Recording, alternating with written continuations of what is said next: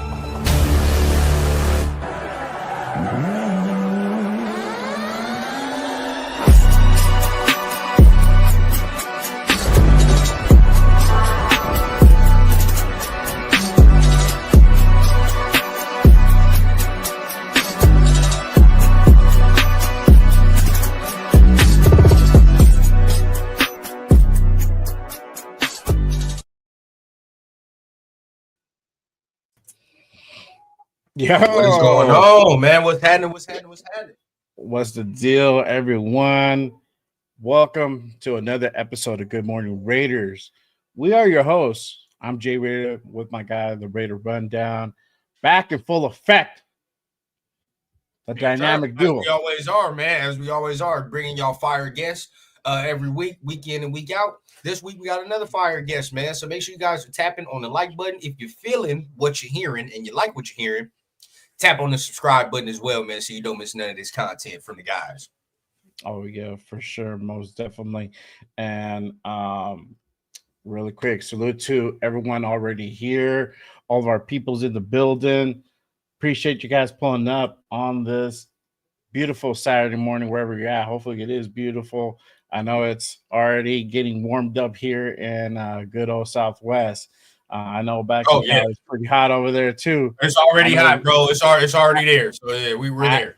And I know in Vegas with where our next guest is at, I know it's getting dialed up too. So, man, really, really hot summer days coming ahead. But again, we got a fire show for you guys today.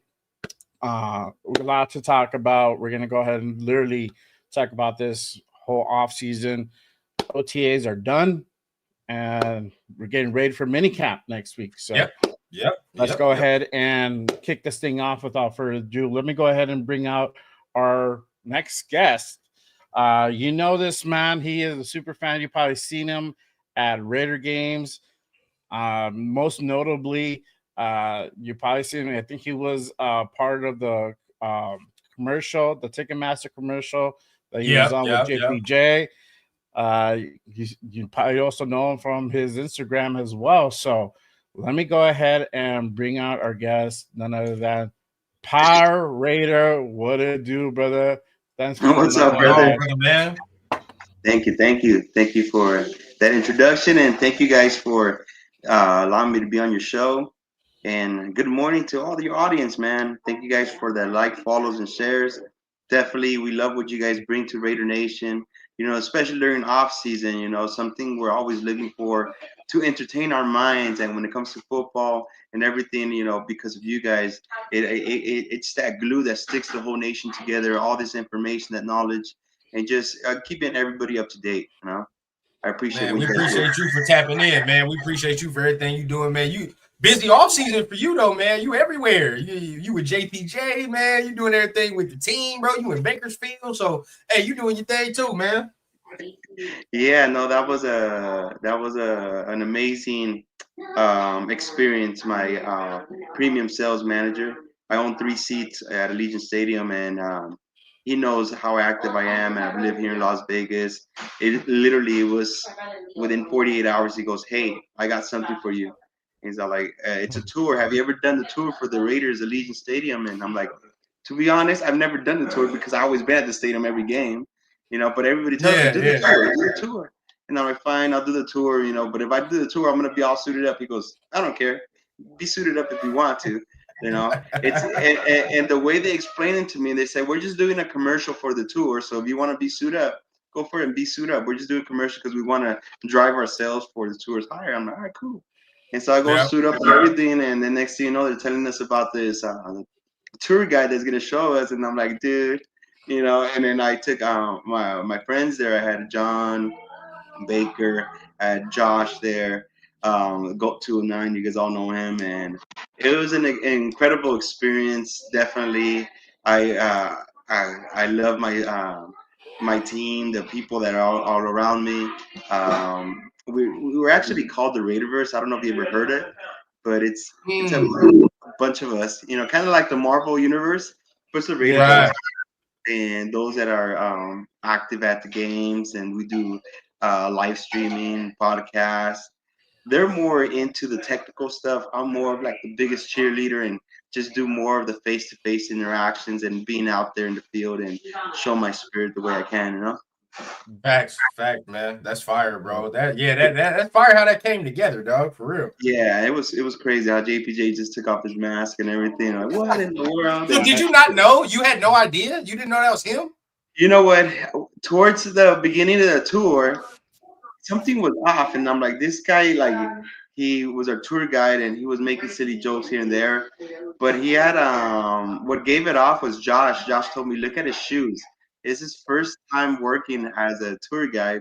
He had like some Travis Parker or some shoes that were like $13,000 or $14,000 shoes on. I'm like,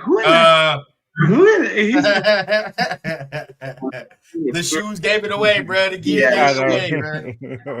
Yeah, but it was cool. Overall, he was a really cool guy. We got to play cornhole with him. We got to play a lot of things with him and just interact with him one-on-one. It's a great person. They gave us drinks, so that's a great part too. Nice.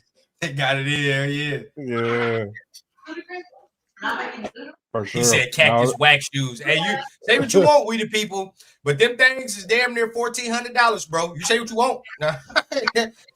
them shoes is expensive. I'll say you that. Yeah, man. I was born and raised with Payless and Ross and everything, dude. I don't really care about shoes. I got a lot of friends who have shoe collections, like from the floor to the ceiling, and they are expensive shoes. I don't really care about shoes. Like if you see my shoes, me either, bro. Me either. Like I go in the Nike store. Go to the Nike store, I'm straight to the sale section, sale wall back there. You feel what I'm saying? I'm not looking at none of that extra shit. There's no $250, $300, bro. I'm not doing that.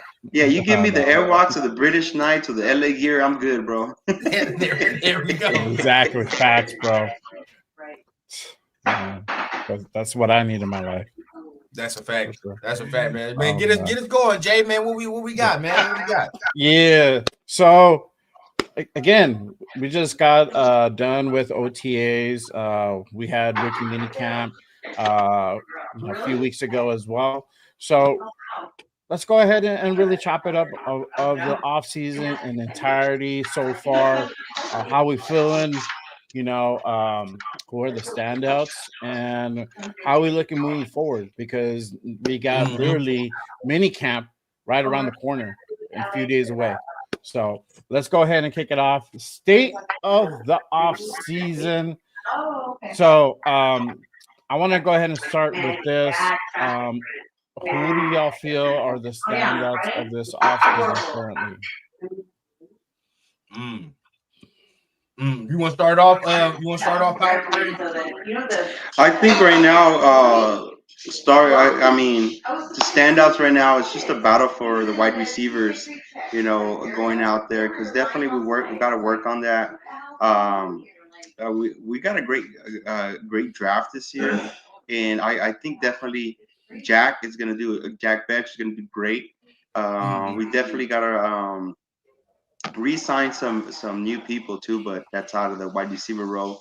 We'll get to keep seeing. We got Jacoby Myers. You talked earlier about Dante Thornton, the senior, the rookie. He's doing really good too. So I'm expecting a lot of right now. The way I see it is I like how everything plays out during the training camps and everything, and I love when preseason comes around because everybody says it's just preseason, it doesn't matter.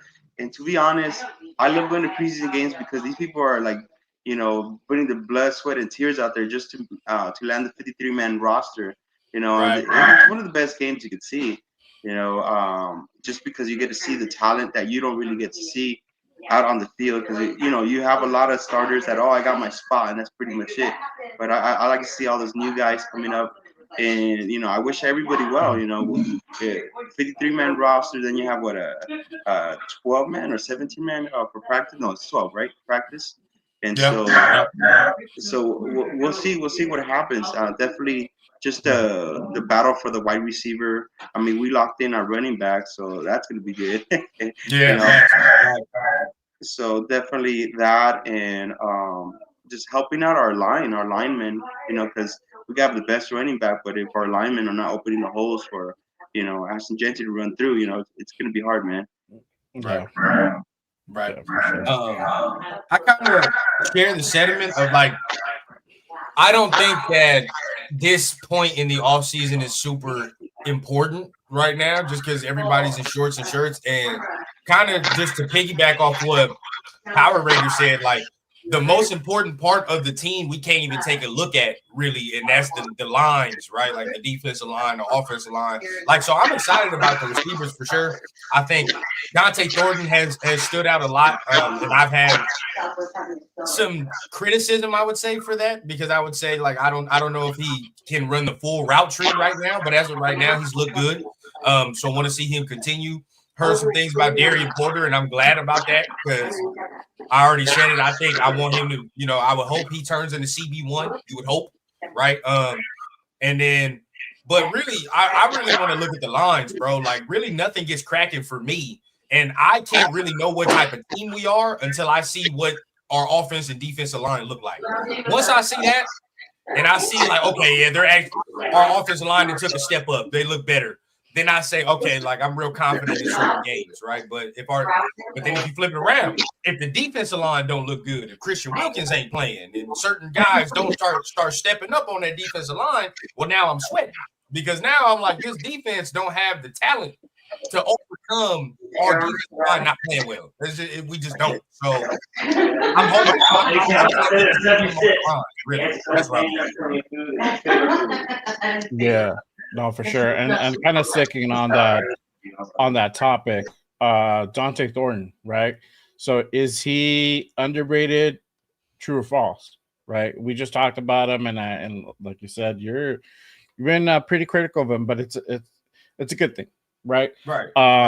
And the thing about it is that he's shocked a lot of people with his performance as of late, and this is, and I feel, I mean, we were together when he got drafted. I was very excited when he got picked up. You know, he's a tall receiver, 6'5", about 225 around, and runs a 4.3, fast as shit.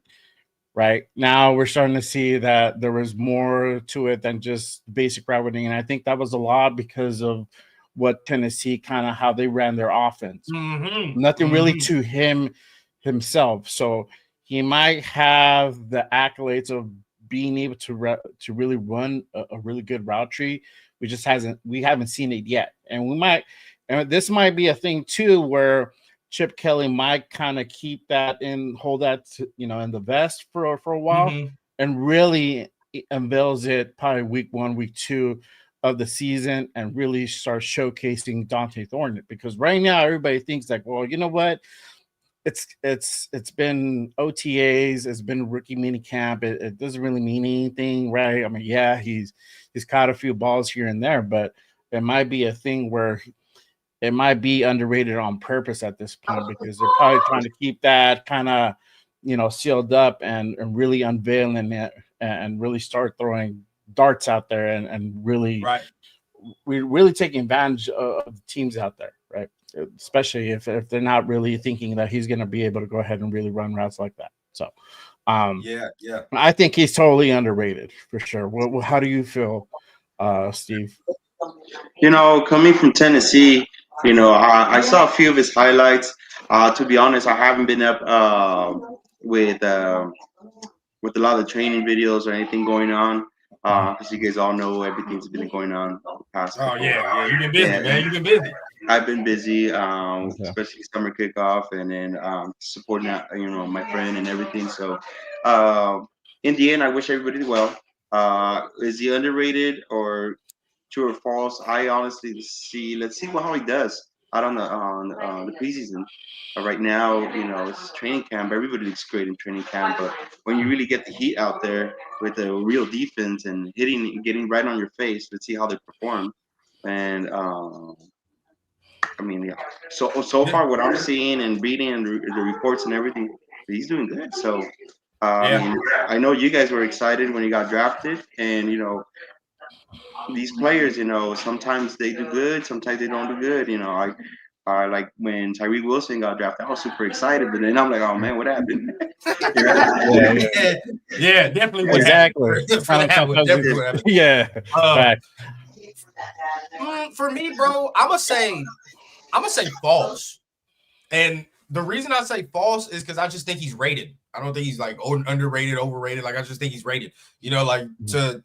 Because where I always get like not bad, but where I always have a problem with is like when you're not automatically like, oh yeah, bro, he might become the best receiver in the NFL. He might be a top 10 dude. When you start saying like what they have to actually work on, now all of a sudden it's like, oh man, he's hating. He's doing this, he's doing that. But newsflash, if he was 6'5", 4'3", ran every route tree ran every route in the route tree, we're not getting him in the 3rd, 4th round. It's just not happening. Oh, no. That motherfucker's going 1st round.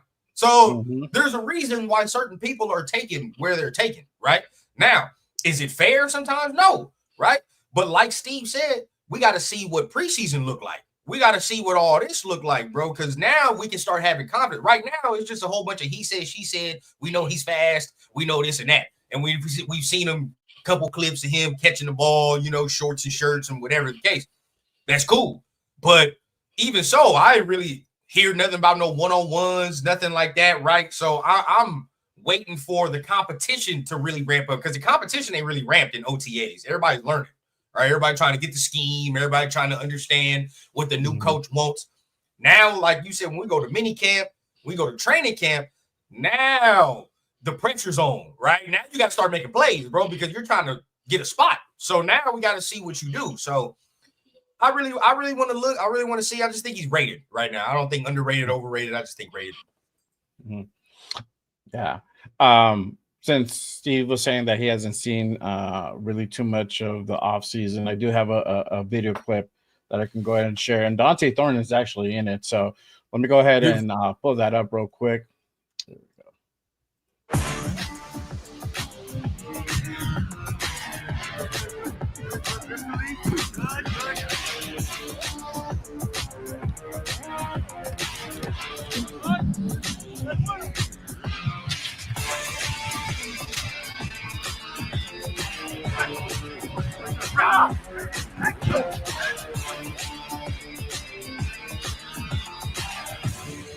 See, I love it, but let's not. This is where, again, let's not use this video to be like, man, I told you Dante Thornton's going to have 1,000 yards this year. Like, dog, he did one out route on air. You feel what I'm saying? One out route on air. We have to wait until what the one-on-ones look like and all the extra. But I like the way he looks, right? He looks good. He looked the part for sure. I mean, he put a prototypical X receiver, bro. You put him on the outside with that speed and all that. He got the look 100%. You just got to see how it's going. I think the other week he did beat Chin over the top for a touchdown from Gino. I think that was like early week 1 of the OTAs where they were scrimmaging, and yeah, he did beat. So he's had his successes, and that's where everybody's starting to say, well, you know, he's starting to look good. But I wanted to kind of show, I want to show that a little clip, because that actually takes us to our next segment, which is state of the offense, right? So we saw Gino throwing the ball right now. We saw Trey Tucker. We saw clips of other people. I mean, realistically, we already had the OTs so far. What are we thinking as far as the state of the offense? Does it look like it's going to be competitive? Does it still need more work? How do y'all feeling? Start off with Steve. For me, on the offense, I really just think we just got to stay more consistent and stay healthy, man. Minimize the injuries because we have some great players, but you know how dependable are they? You know, can we depend on them on the field? You know, if they're going to stay healthy, you know, because that's what's hurting us a lot. You know, we get a lot of people being hurt, and then like we got these rookies or people that are not veteran or players that are not veteran, and you know, it's just a different game for them, and it's just like what happened to our team, you know. So we just got to make sure we get our players healthy. I mean, we got a great offensive line right now. We got DJ Glaze, JPJ, Dylan Parton, Colton Miller, Brock Bowers, of course, is going to kill it. You know, I really hoped he got the Rookie of the Year last year, Offensive Rookie of the Year, but I stole that from him. Yeah, that sucks. It's just because we're the Raiders, right? They always. He ain't no quarterback, bro. I mean, you're not gonna get it over the quarterback. We all know that. You know, but yeah, definitely just staying healthy, stay consistent, and have everybody out on the field on the practice. You know, there's no favoritism or anything like that. I like what Pete Carroll's just having out there. Everybody practice on the field and just give it all their best because nobody has a secure job. And at the end of the day, you know, it's who's performing and who's consistent. I think that's what he's looking for. I agree. For me, man, I'm sitting here. I'm thinking, to be honest, bro, I've said it already. I think the offense is going to be better than the defense this year. That's my hot take, bro. I think the offense will be better than the defense. I just think there are more veteran pieces on the offense. There's more things that click now. You know what I mean? You got the running back, you got the receivers, you got kind of complementary pieces. You got the superstar on there, whereas on defense, you know, we done let some people go, right? And it's like we got to kind of get our rhythm back with these new players and see how we gel with them. But like Steve said, bro, I mean, the offensive line looks good, right? I mean, it looks like they're gelled. Most of the offensive line is coming back from last year, right? Like everybody played, except not everybody played on that offensive line for real. So really, real talk, everybody's coming back. It's cohesive. Now there is one dude on the offensive line. We're not gonna get into it right now, but there's one dude on the offensive line where I think his spot's in trouble. But hey, that's a conversation for another day. Either way, there's still 4 other dudes that's you know been together, so that's fine. You know, you got a superstar with Brock. You know, you got a steady weapon with Jacoby. you added into that. But for me, bro, I've said it again. 2 X factors, maybe 3 X factors that can really take this over the top, bro. Michael Mayer, if he plays well, it takes the offense over the top. It takes it over because then that's just another dude you got to look at and you got to scheme for. And then you look at the rookie receivers. If Jack Bech can do his thing, if Dante Thornton can do his thing. But realistically, bro, I'm looking at Trey Tucker, bro. I think Trey Tucker has gotten the short end of the stick since he's been drafted to this organization, bro. Since he's been drafted here, he's been getting shitty quarterbacks, fans calling him shit, right? Like it's like, and you look at, bro, it's like it's not your fault. It's really not his fault.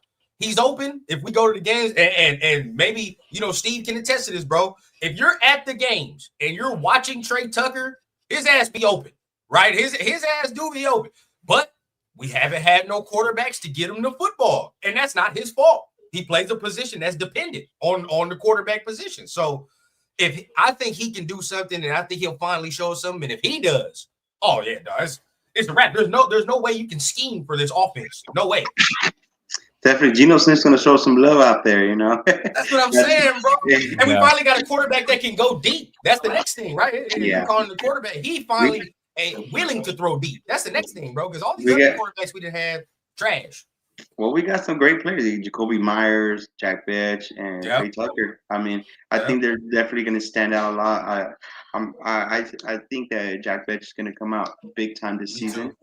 It's going to be big time, and I mean, the opponents are not going to know whether to block the run play or go deep because we have weapons. And I agree with you. Our offense is going to be amazing this year. Our defense, was lacking big time, on the red zone and everything. So right now our offense is really beefed up. I love it. We just got. I'm glad we got Ashton Genty because we were the last in the running games for the season. We didn't have that many yards. I think we were last. I think on running. They're last, bro. So definitely. It's gonna balance us out for sure, 100%. I mean, we got to get balanced, bro. I mean, last year you couldn't run for no yard. I mean, it was 4th and 1, or on the 1 yard line and the goal line. None of us had no type of confidence that he's about to get that 1 yard or get it in, bro. And that's shameful. That is shameful. Yeah, facts. I think it's gonna be a total 360 on the offense from what it was last year. Like you said. It's literally the script is going to be flipped. It's going to be the offense that's going to be the dominant force. Defense is taking a step back, not a big step back, but there are some positions that are questionable at the moment, and we're going to get into it in just a bit. But as of right now for the offense, it looks like it's a total 360. We went out and traded for Geno, so now we got an actual real quarterback. We have weapons now. We had a really good draft. Went out and got receivers Jack Bech. We got Dante Thornton, who we were just talking about. But more importantly, we went out and got ourselves the best running back in the draft. Might possibly be the rookie of the year. And Ashton Genty, that's, hopefully going to literally just revamp our offense entirely because now we're going to have a solid running game. And I didn't get the chance to get the clip, but there's a clip out there where he talks about how many yards he's going to be hoping to achieve. And like we were talking about, me and Ron been saying this for since he got drafted, or even before he got drafted, that we need to see at least a minimum 1,500 yards. So I don't know if he was tapping in or what, but he's out there saying that I'm hoping at least to get 1,500 yards, 15 to 20 touchdowns for the season. You know what I'm saying? You're muted, bro. You're muted. There you go. I'm glad you said that, bro. Because when we said that, what did people say? Oh, you're tripping. You're tripping, man. How dare you ask that from a rookie? What the fuck are you saying? That's from the horse's mouth, bro. That's from the horse's mouth. He said was drafted it himself. 6th overall in the draft. If this man came out here and was like, I just want to get a nice little 1,100 yards, bro, I look at you, Jay. You already know what I'd say, bro. That first Saturday, if he came out here and was like, I just want 1,100 yards. Are you serious? What? No, you got it right. 1,500 plus, and that's not even counting the receiving. What I told you, that's not even counting the receiving, bro. So now, if I add another 300 on top of that, now we're looking at 1,800 yards all purpose. That is rookie of the year shit for a running back. You feel what I'm saying? Saquon got 2,000. all purpose his first year. That's what I want, close to that. That's what I want, bro. They're supposed to be on that same level. So they were telling us this man's generational. If you're going to tell me this man's generational, right, and Saquon is not generational, you goddamn right I want 2,000 yards all purpose, bro. What are you saying, bro? Let's stop that. Stop that. So you're putting money on it that he's going to beat Josh Jacobs' rookie season, his rushing yards. Over 1,100. He better, because look, Josh. When did we take Josh? We took Josh what, like late 20s? We took him late 20s or whatever the case. He was still a first round pick, but he was late 20s. Hey, dog, you a top 10 overall pick, and many people were trying to compare him to Barry Sanders. You say what you want, but that's what they was doing. It's unfair. But if that's what you're gonna do, bro, you better get over 1,100 yards, dog. No question. Unless the offensive line, like everybody on the offensive line, start getting hurt every other week, then at that point you have an excuse, because now your offensive line is getting injured and you ain't got no continuity short. But if everybody on the offensive line plays and we straight, oh no, hell no. Yeah, you better get over that. Better. Yeah, you got Josh Jacobs at 1,150 yards in 2019. So I'm pretty sure, now with the alignment that we have and everything, Ashton Jeanty's gonna kill it. Yeah. Hey, bro, this is real quick. Yeah. And I'm sorry, Steve, you got to be subjected to this, bro. But sometimes in the podcast realm, you got to kind of put people down off their rocker, right? Money Chuck gonna come out here and say, I don't know what I'm talking about. And this motherfucker's trying to make a point about pass blocking in OTAs. In OTA, they ain't got no pads, nothing. So he like the way he come up and hit a bag. That's what he like. Bro, Money Chuck, shut the hell up, bro. Get up out of here, bro. Stop it. Sound fucking stupid. Continue, bro. Continue. Let's keep going. My man got a bag. He like, oh man, I love the way he pass blocks on a bag with that's a bag. Raider assistant holding him. Yeah, stop it, bro. Get the fuck out of here. When I see him put Dre Greenlaw on his ass, or I see him in the Chargers game or that Patriots game pass block well, then at that point you have all liberty to say he's pass blocking well and he's doing what he wants to do. But we're in OTAs right now, big dog. Calm yourself. And he's still learning. He hasn't really had to do this before. So now, and what's crazy is, and what's crazy is, right, Jeanty had a story. I don't know if you have it, but he had a story on Amon-Ra St. Brown podcast, right? Yeah. And what's funny is, I think the day before the draft, Pete and I think John Spytek or whatever called him, and immediately they said, hey, you think we can fix that pass blocking? If Pete's saying that and John Spytek is saying that, what the fuck do you think sitting on your couch saying that this man can pass block? What? What, bro? Pete and John Spytek are calling this man the day before the draft and saying, hey, bro, we got to fix that pass blocking. We got to fix that fumbling. And then when we come out here and say it, we don't know what the fuck we talking about. Hey, say what you want. Right. Say what you want. On tape. It's all on tape. Say what you want. It's nothing that it's like we're making up shit. It's just, it is what it is. But this is the thing. They're addressing it. And you have to. You can't just let him do what he wants and kind of try to figure it out on the fly. No, it has to be addressed. He has to learn how to pass block, especially if he's going to be a 3-down back. It's critical. Having to be a generational type running back, he needs to do that, especially how we're going to, expect to utilize him. So we're going to be in those situational 3rd-down scenarios where we need like a Jeanty, or we need a Jeanty to sell play action. Right. You gotta have him on the field. There you go. Yeah. Now let's go ahead and move on, bro, because we're gonna get some more dumbass comments. Yeah, I do want to say something. Hey, right now I know some of you guys are commenting on YouTube, and I just want to say, it's all smack football talk, guys. Don't take it literal. Some of these guys, just take it to the heart. At the end of the day, our guys are going to be on the field, and one of you guys will be proven right, and right now it's just too early to determine that. Just like you were saying, Rundown, too early to say anything like that. And this is the thing, bro. This is where like the differences come on. With Jay and I, and even Chris, Leo, all that, like, bro, we don't care about being wrong. Low key, I hope I'm wrong in certain instances, because if I'm wrong in certain instances, that means the team is better, right? So then at that point, bro, I don't care about coming out here and being like, oh yeah, I was wrong. This dude outperformed what I thought he was gonna. That's what you want. What you don't want is to say, oh, I don't think this dude's gonna do it, and then he don't do it, and then you're like, oh shit, well, I was right, but at the end of the day, like it's like, detriment to the team. Like that's what you yeah, don't want. That's what you don't yeah, want. Last but not least, exactly. man, we'll leave it out of here, man. Money Chuck says every time he see me, I'm doing majority of talking. Well, that's crazy, bro. Every time I see you, you say stupid shit. So I mean, we right there. We're all together, bro. We're all together. I see you, you say you see me, I'm talking. So there we go. There you go. All right. So let's go ahead and shift from the offense, right? Because I think we're going to be really good in that department.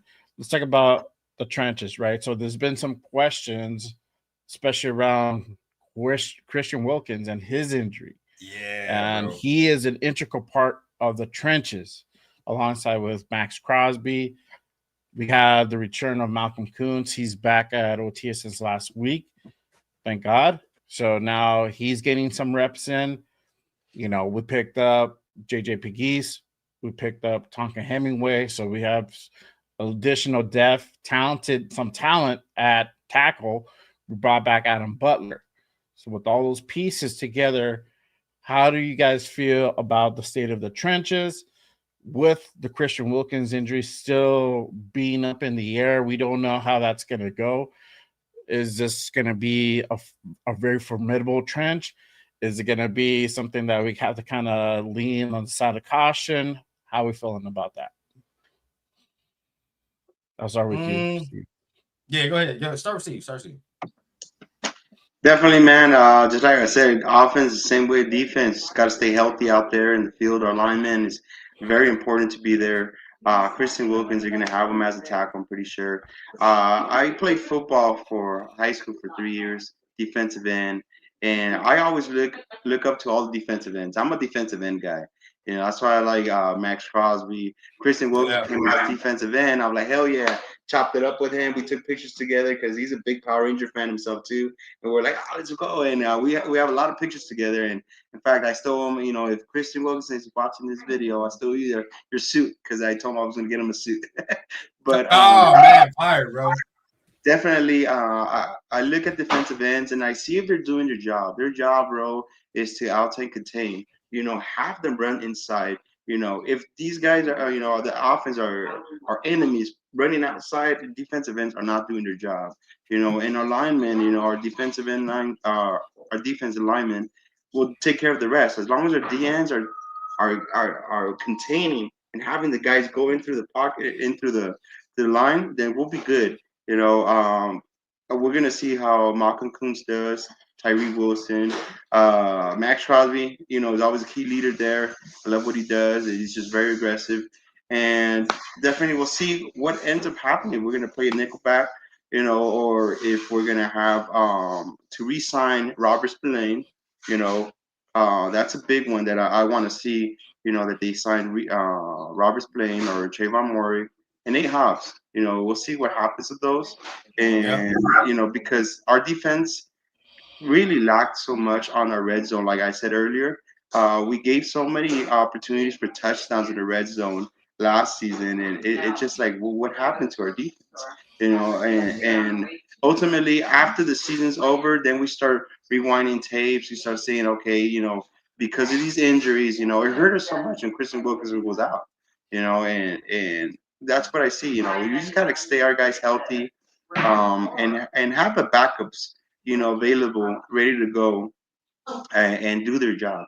That's my take on that. Yeah. I'm a defensive end guy, like I said. You know, I looked up to Greg Townsend.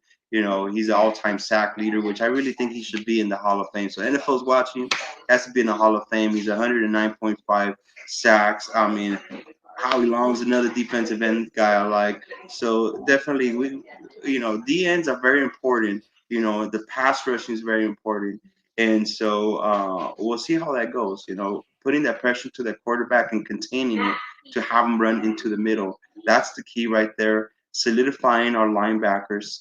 You know, and re-signing some of these veterans back because we do have a lot of rookies right now. I think we have. 19. No, I don't know how many rookies, but we have a lot of rookies in this roster right now. But again, the roster is going to boil down to 53-man rosters right now by the season starts. So we'll see who makes it, who doesn't make it, and it's hope for our best for the team. One thing I do want to let Raider Nation know is, hey, keep the faith alive, keep the hope alive. We don't win the first game, guys. It's not that the season's over. You know what? We're still there. We're still practicing, and I don't like it when people start walking out from their bleachers, leaving, on third quarter. A lot of things can happen. We've seen it several times where we win, we intercept the Patriots game. We got the touchdown at the end, so a lot of things could happen. And so just stay till the end and be the fan, represent your colors and just don't, this is our home turf. And I know that we have the disadvantages here in Las Vegas, as a tourist attraction area. But, when you start walking away from the bleachers, I'm like, man, you know what? I'm like, for reals? Maybe you want to beat the traffic and everything like that. But at the end of the day, you know what? How are we going to have a home team advantage when you start just giving up in the halftime or by third quarter? And, our team right now is not in a rebuild. And definitely this is why we have Pete Carroll. This is why Max Crosby stayed, because we're not in a rebuild right now. We're just solidifying the areas of opportunities that we need to fix in our defense. And we're definitely, we're going to see a huge outcome, a huge turnaround from our defense this year. 100%. 100%. Hey, shout out to some of the people in the chat tapping in, man. Our guy Rebel in the building, man. Salute, brother. Salute to the guy Chewy as well, man. What's going on, big dog? See you getting it in with Rebel, man, on the show, man. So congratulations, you getting your show started, you getting your channel started. Happy to see that. Yep. Our guy LB Raider 10 in the building. Too. Yeah, man, that's fire, bro. I love seeing people get their show started, man. I love it. For sure. Dustin in the building, man. Appreciate you for tapping in. Thank you. And of course, man, our guy Jack Kenna is in the building as he always My is. Guy man. Jack, what a dude. Yeah, brother. Jack Kenna in the building. Our family, Cheeto in the building, man. What's up, family? What's going on, big dog? But to answer the question,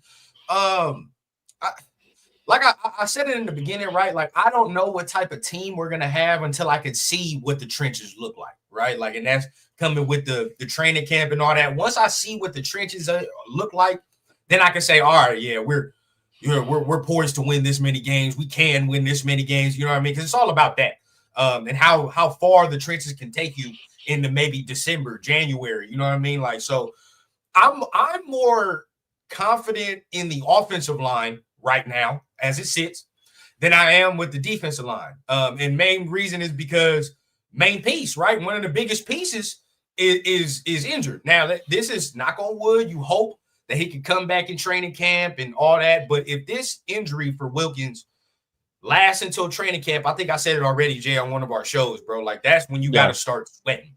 If the injuries start lasting in the training camp and he's not getting that many reps in training camp, all of a sudden it's preseason, and then now it looks like you're trying to ramp him up, like, that's not good, bro. That's not good. A man that big having a foot problem, you know what I mean? You got to be as cautious as you can.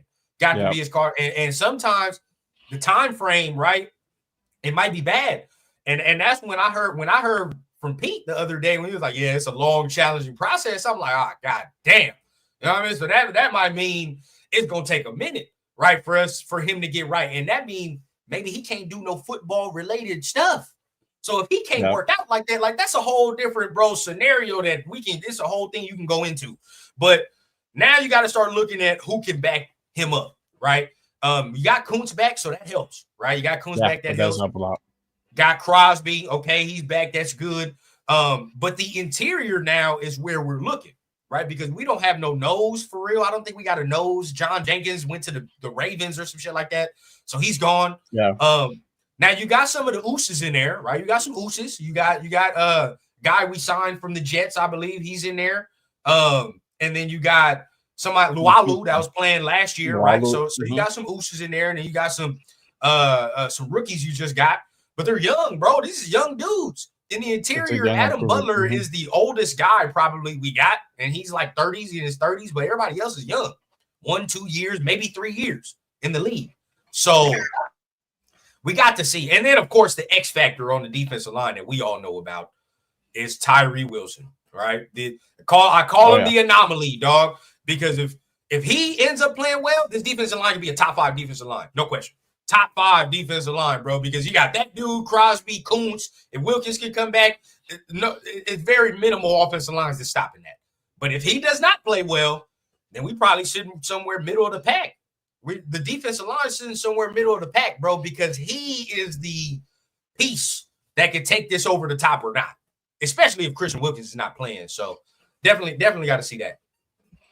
I agree. I think for offensively, there's going to be a lot of competition. I think we're probably going to have one of the better offensive lines we've seen probably in the past like 2 seasons or so, if not 3.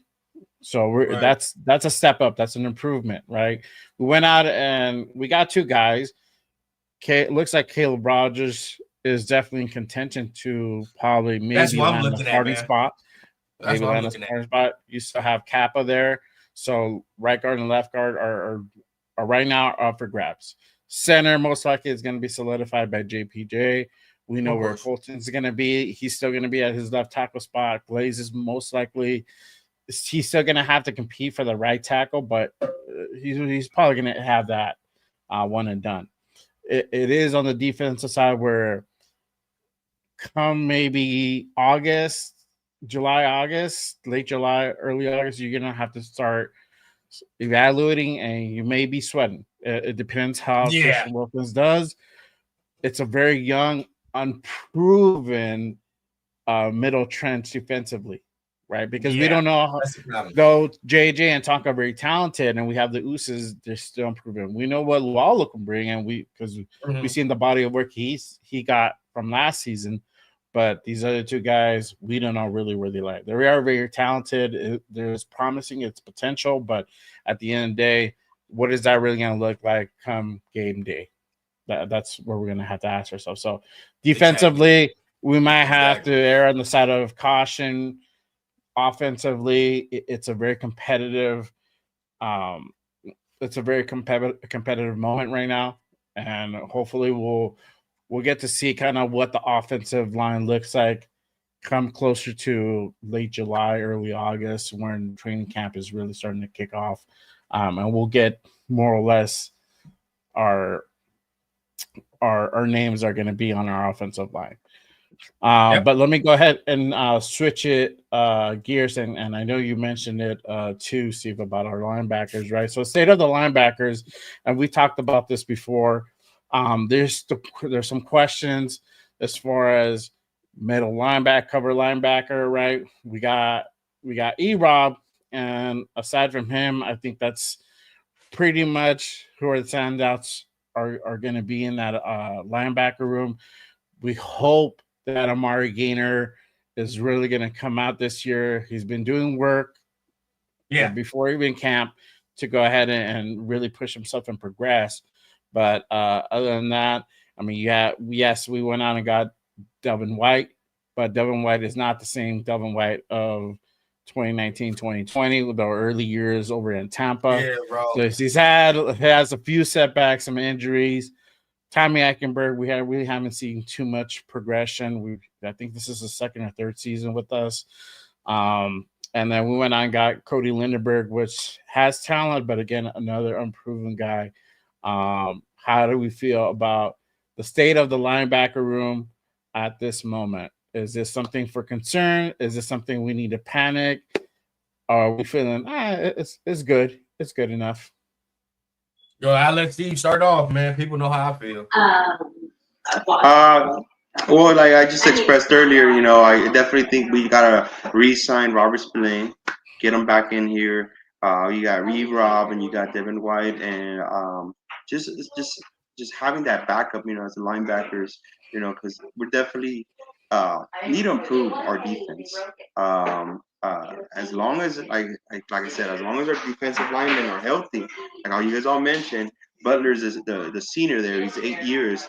Like Rundown was saying, he's the oldest right there. Then you got Max Crosby, but our X factor, as long as Tyree Wilson does what he does, everything else is going to be great with our defense. But linebackers, I think Robert Spillane did an amazing job. I think he did really good. And just to have Rob and Devin White there, it was great to have. But still, like I mentioned, it's I think it's still too early to see what happens. Um, they might be shopping around. I don't know. Who do you think run down besides Robert Spillane they should get? It's outside available right now. So available. This is why like it's tough. Kaiser White is out there. That's fine. That could work. Jawan Bentley is still out there, I believe, so that could work. Jermaine Pratt maybe, from Cincinnati, that could work. But they're all older. Because I've already prepared my people on my channel, on my show, just saying like, bro, we're gonna go into this year and this is gonna be a problem. I've just put it out there already, bro, because like everybody says, retool. That's what we want to say. We don't want to say rebuild. We want to say retool. In this year one of the retool, bro, you're not going to be able to get every single problem fixed. It's just not going to happen, bro. Like they're coming from a regime that just won 4 games. So at the end of the day, something's not right, right? Like something's wrong. If you were working at fucking Target, Burger King, whatever the case, bro, and somebody's not getting the order fast enough, then something's wrong, right? Like something's got to get right. So we got to fix that. But sometimes the fix ain't quick. And I think this is one of those instances where they're banking on young talent, Amari Gaynor, one of the Bergs, right? Cody Lindenberg, Eichenberg, somebody.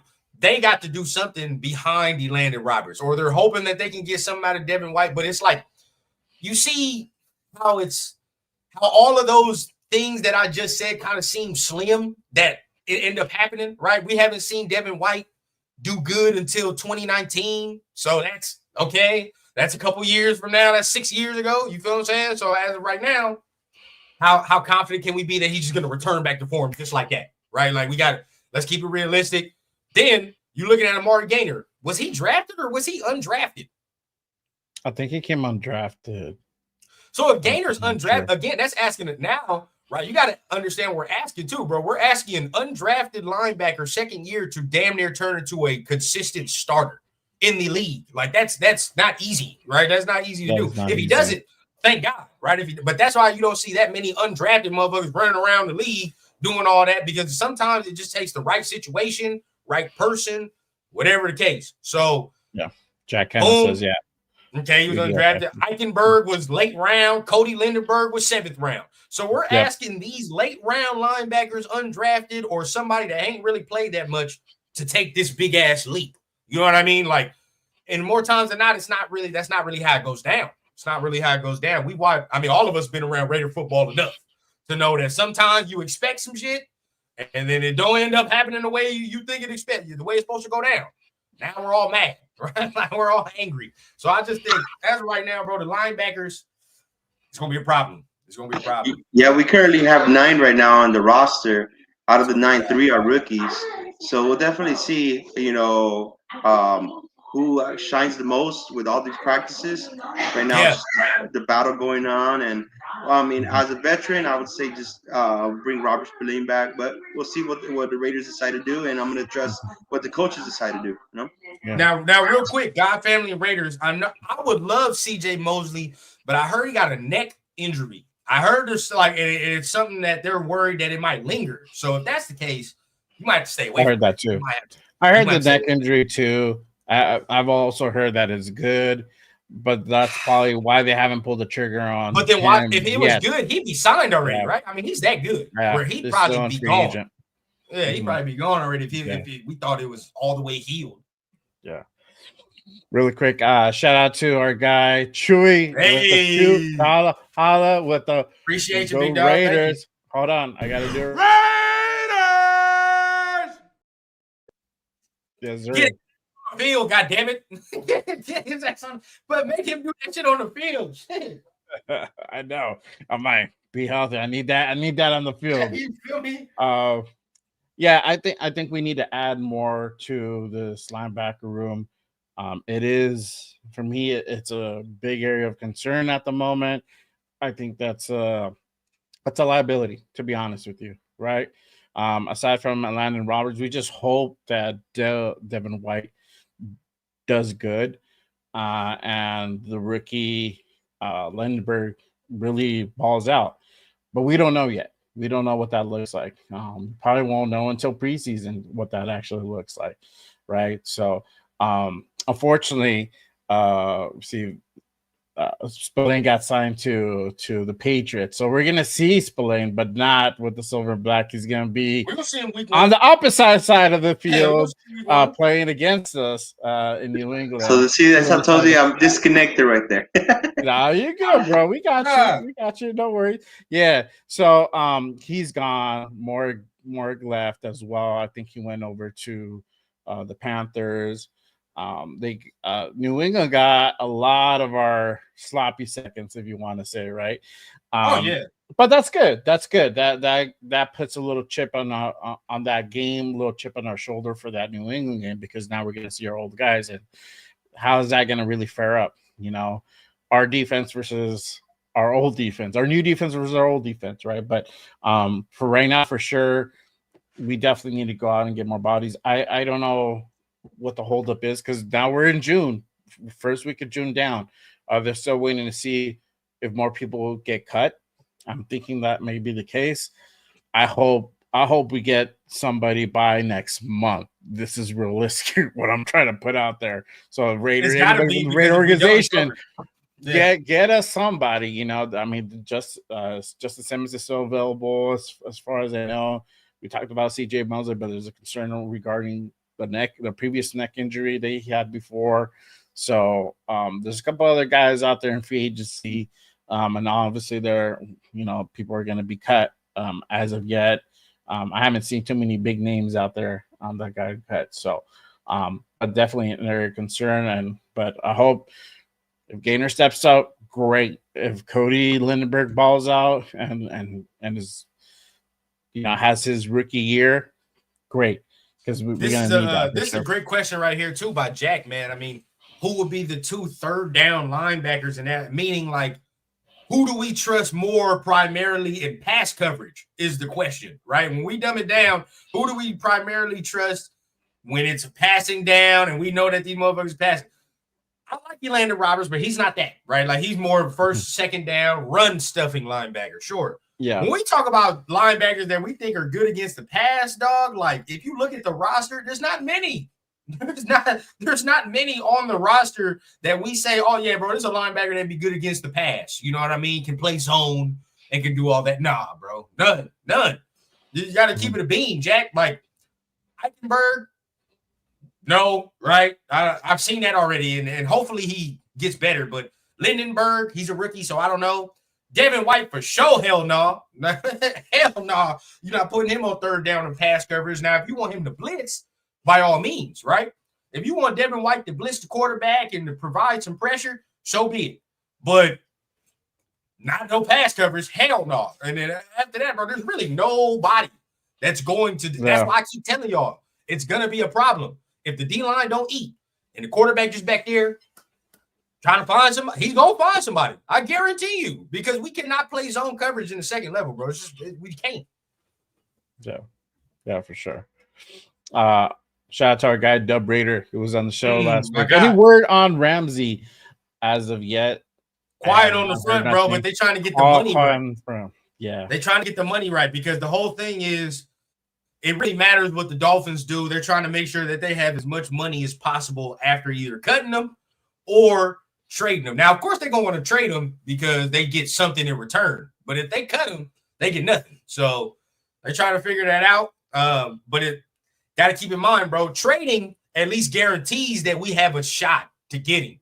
Now, if they cut him, now we trying to bid against like 3-4 other teams and shit, and we don't know what's gonna go down. So at that point, it's just how you feel. Yeah, exactly. That's literally it.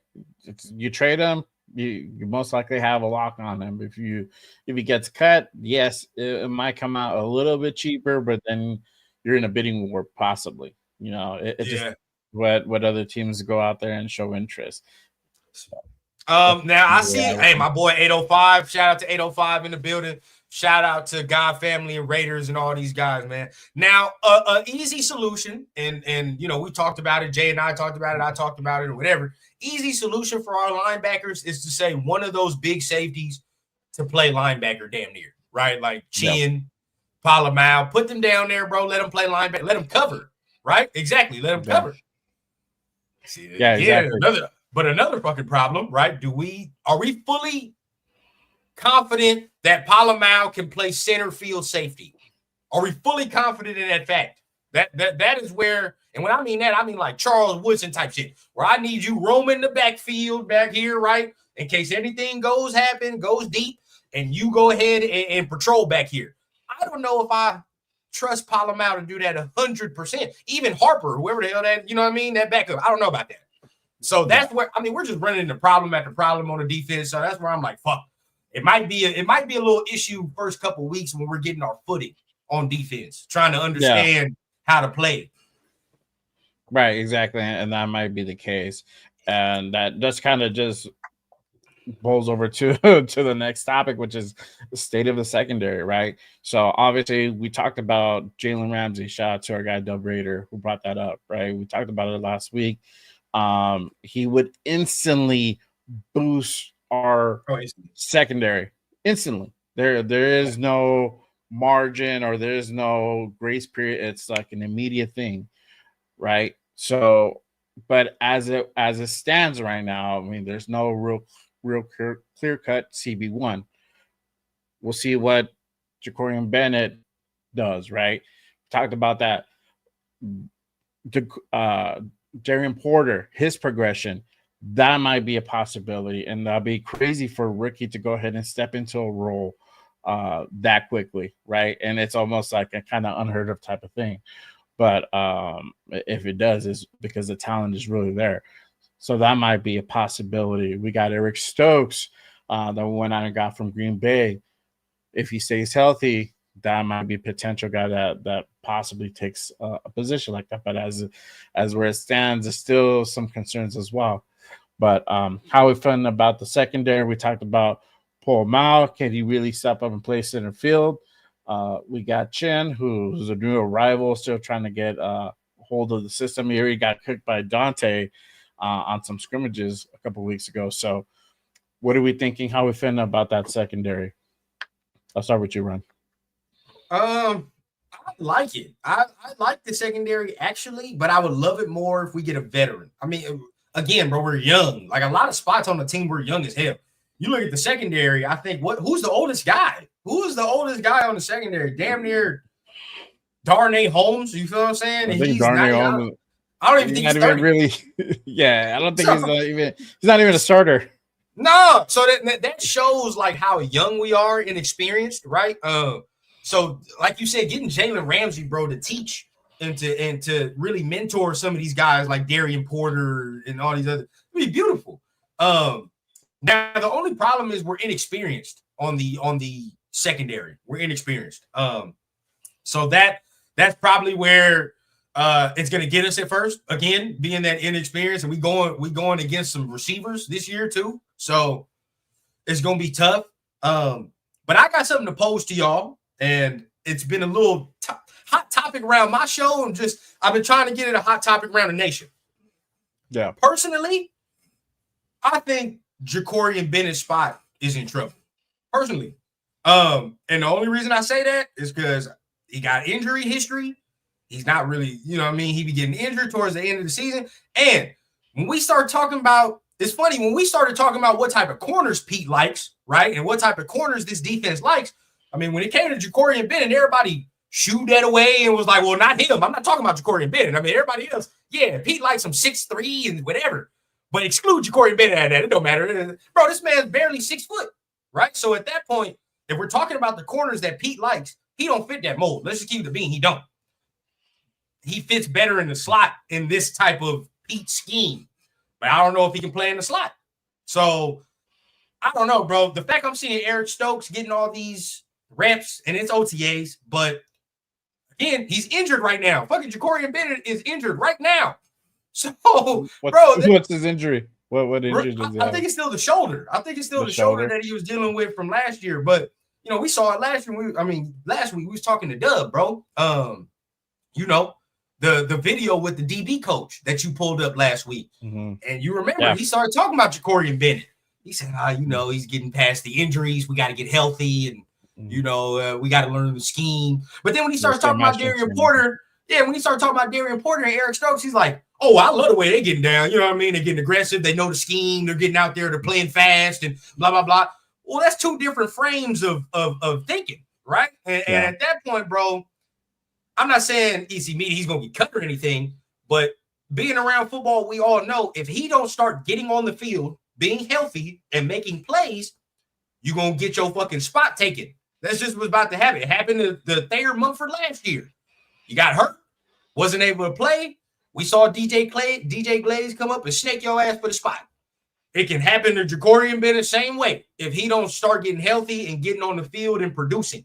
Because there are other guys behind him that's healthy or that's healthier and hungrier that's ready to get out there. So that's just me. Yeah. I mean, for Jacorian, it is all dependent whether he stays healthy, right? Talent.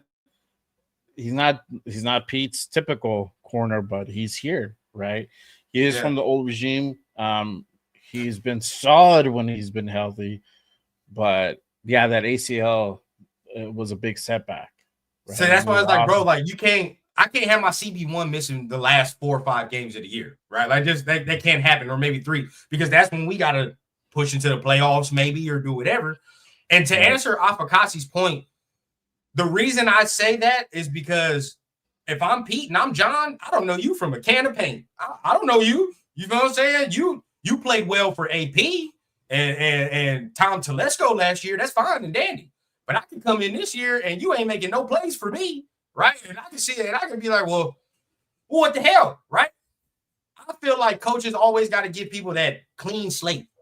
Clean, right? Like where it's like, bro, I don't know you. I don't know you. I don't know you. There's only probably like 3 dudes on this team that got a solidified spot. But other than that, they brought in actual free agents that they liked and talked to and they know fit the scheme. Jacorian Bennett was not one of those guys. That's just me. Like I don't think they thought that immediately. Yeah, facts. What do you think? As for me as a secondary, you know, you have Isaiah Palomaro, then you have Jeremy Chin. Together, both they have about 10 years under the belt. You know, Isaiah has 4 years, Jeremy has 6 years, and then you have your cornerbacks, Jacoby Bennett. You know, unfortunately, he's hurt right now, but he's gonna get better. He's gonna get better. Eric Stokes, you know, he's 5 years, and the way I see it, again, we're not in the rebuild stage. We just want to make sure our guys are healthy. The way I see it, Pete Carroll, we're going to have that nickel in the back, nickel cornerback, and they're going to put Party Darnell Holmes back there. You know, so that's where I'm seeing the scope, how they're playing everything. So that's the way I see the secondary is going to be. You know, as long as they're healthy, we'll be good. You know, but definitely, I mean, just to piggyback what Rundown's saying, you know what's that going to do for me if you're going to be hurt all the time? You know, you got to just stay active and, you know, can your team depend on you and stay healthy and, you know, don't do those silly plays that can hurt you. Yeah. We literally don't have a nickel right now because of that very problem, right? We don't have a nickel corner because our last nickel corner could not stay healthy, right? Yeah. And when it came down to the money, all of us finally was like, well, if he don't play the X, Y, and Z, he ain't playing all these games, why would we pay him this amount of money?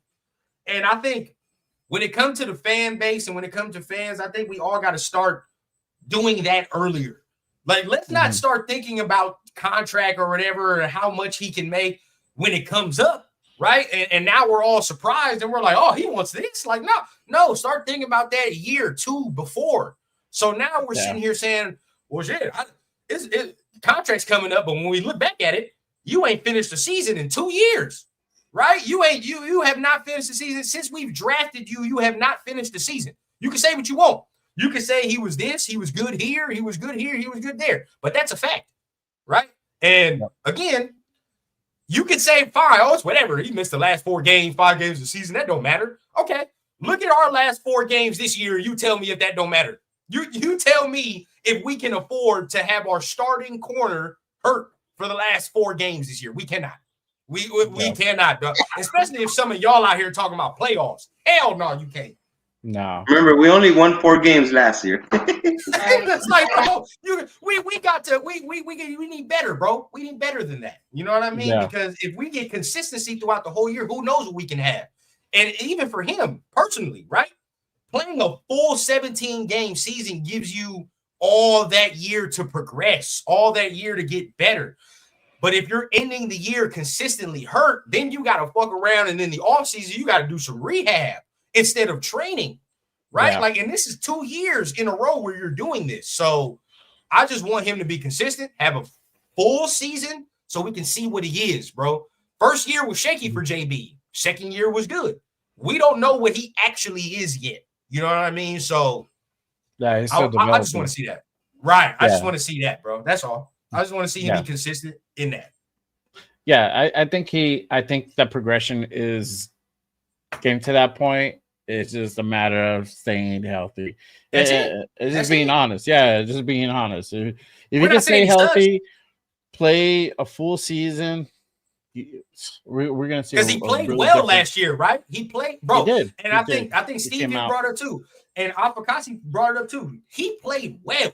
When Bennett was out there, bro, he was no question the number 1 corner. I mean, if you look at PFF, I don't really care about that, but he was a top 10 corner when he was playing, right? But then it's always the problem until he got hurt.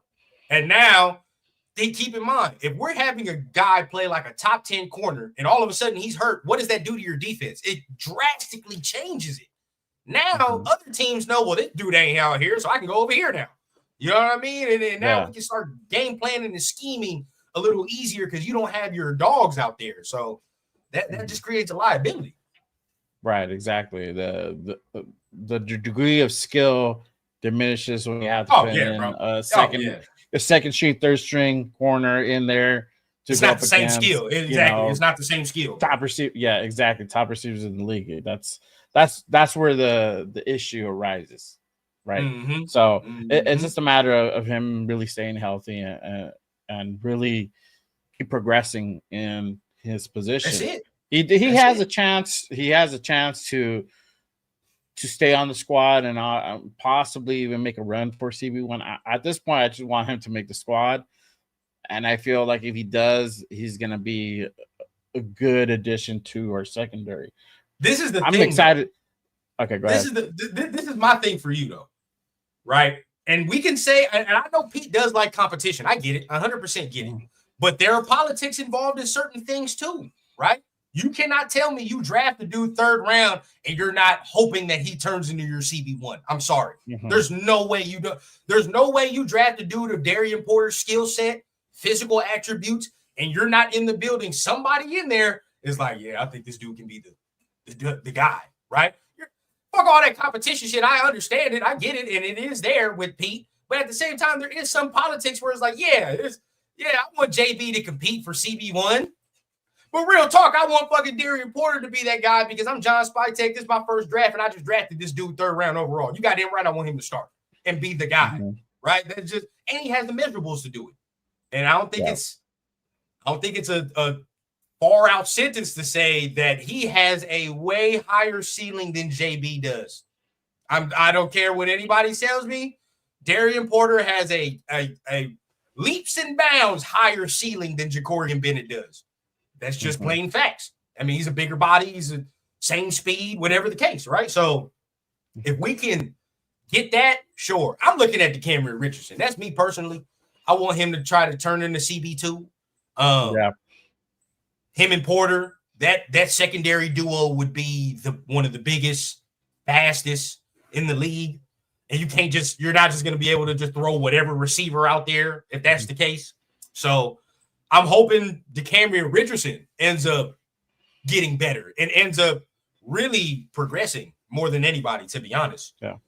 Yeah. And I'm put this comment by my guy Jack. JB might be the best CB on the roster right now. I am gonna disagree because we don't know. And Darian Porter has really shined, bro. Like really shined.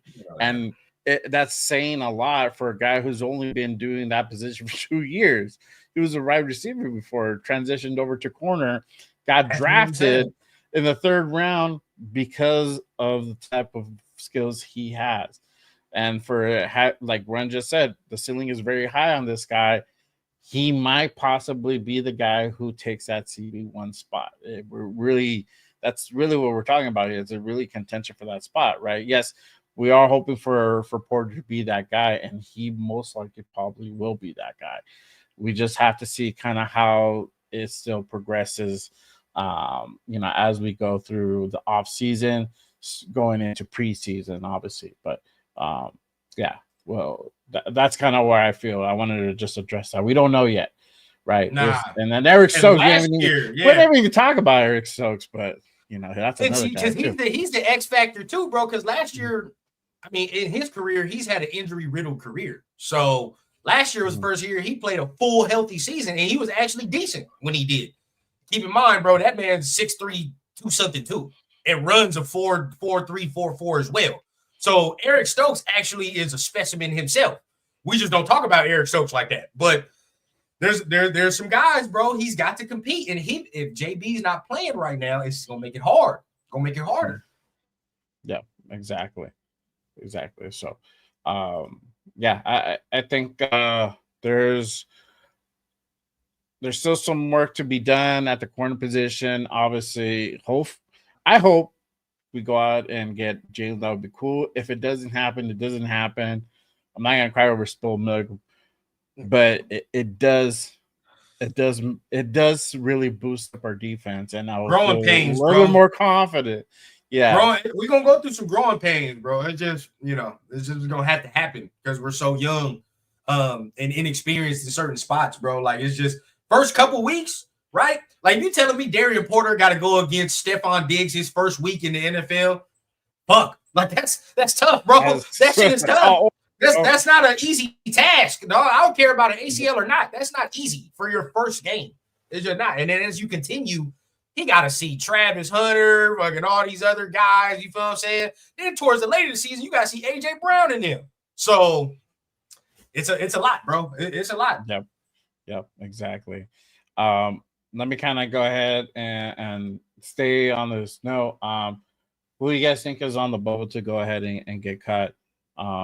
Obviously, we talked about, Tommy Eichenberg. There's some guys that we really haven't mentioned. We talked about Chris Smith being possibly on the bubble. I know for me, Trey Taylor might be a guy that might be on the bubble to possibly get cut. Offensively, might be possibly Zamir White might not make this roster. He might get cut. That might be a possibility. We got some receivers that we acquired, not only from the old regime, also through this offseason that might not even make this roster as well. I know, I think was it Bachman? Bachman might be on the bubble. Right. The guy that we just picked up from the Bears, I forgot his name. He might be on the bubble too, right? So, is there anybody that comes to mind that potentially might not might get cut this month? Go ahead, Steve. For me right now, just the running back position. Zeus, I don't think he'll be here. We definitely have our new rookie. He's gonna exceed over 1,500 yards, right? That's what he says, and that's what we hope. I like it. That's the confidence, baby. That's we got him right. There you go. And then we have was Rasheem Munster or Mostert? yeah, Rasheem Mostert. Yeah, he's gonna definitely help out there. So definitely the battle of the wide receivers, and the running back. There is no battle. I already know. Zeus is not going to be here. But I think that's the strong candidate. As for the other, sorry, there's a lot of kids going on here. Nah, you're good. You're good. So that's why I try to stay muted as much as possible because, again, I had a flood in my house, so they're fixing some stuff. So I don't have my room right now. You good? Thing, bro. For me, it's Zeus, guys. Okay. Yeah. Zeus. I agree. I can agree with that. You muted. Oh shit, Right. I muted myself. My bad. The only role that I can see Zeus getting is maybe goal line back, but other than that, like he's not that big, right? So it's like I don't, and I'd rather give Genty the goal line touches, get his stats up. Fuck it. So, not seeing that. Me, I'm on Thayer Mumford, bro. Thayer Mumford is a guy I think is in real jeopardy of getting cut, and the reason being, again, availability is ability. Availability is the best ability. Yeah, something like that. Yeah. There we go. So he's been injured too, right? He don't finish the season like that, and he's in and out the lineup. And right now, bro, you're regulated to just a swing tackle for him, right? Like he's not the starter no more. DJ Glaze already took that, so he's not a starter no more. You can't tell me that my swing tackle ends up getting injured and is injury prone, motherfucker. You the guy that we bringing in for other injury people. So how are you hurt? It don't make no sense, bro. We bringing Thayer in for somebody else that got injured. He getting injured his damn self. Second reason is Charles Grant, bro. Charles Grant would be the big reason that he would get cut in seeing that, yes, we want Charles Grant to take over for Colton Miller when it's time. But the best way to get him ready in the meantime is for him to be a swing tackle while he's waiting.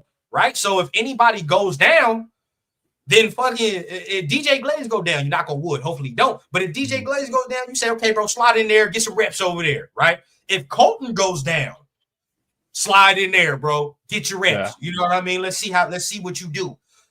You would want him to get as many reps as he can without starting until it's time. So I would think that's what the coaching staff is going to do. Probably hope that Charles Grant can be that swing and let him continue to develop in the background until it's time. So Thayer's for sure a guy for me that I'm worried about. I don't know. Tyree ain't gonna get cut. He's not getting cut. That's not happening. I know you would think he would be on the bubble, but they're not gonna. That guy has more lives than a cat, bro. He ain't gonna go nowhere. they not gonna cut him, bro. They waiting for the Raider scholarship to end on that one, bro. So they fuck around and recoup some money. Because with him, bro, you gotta let that 5th-year option run out. You can't. You gotta fuck around.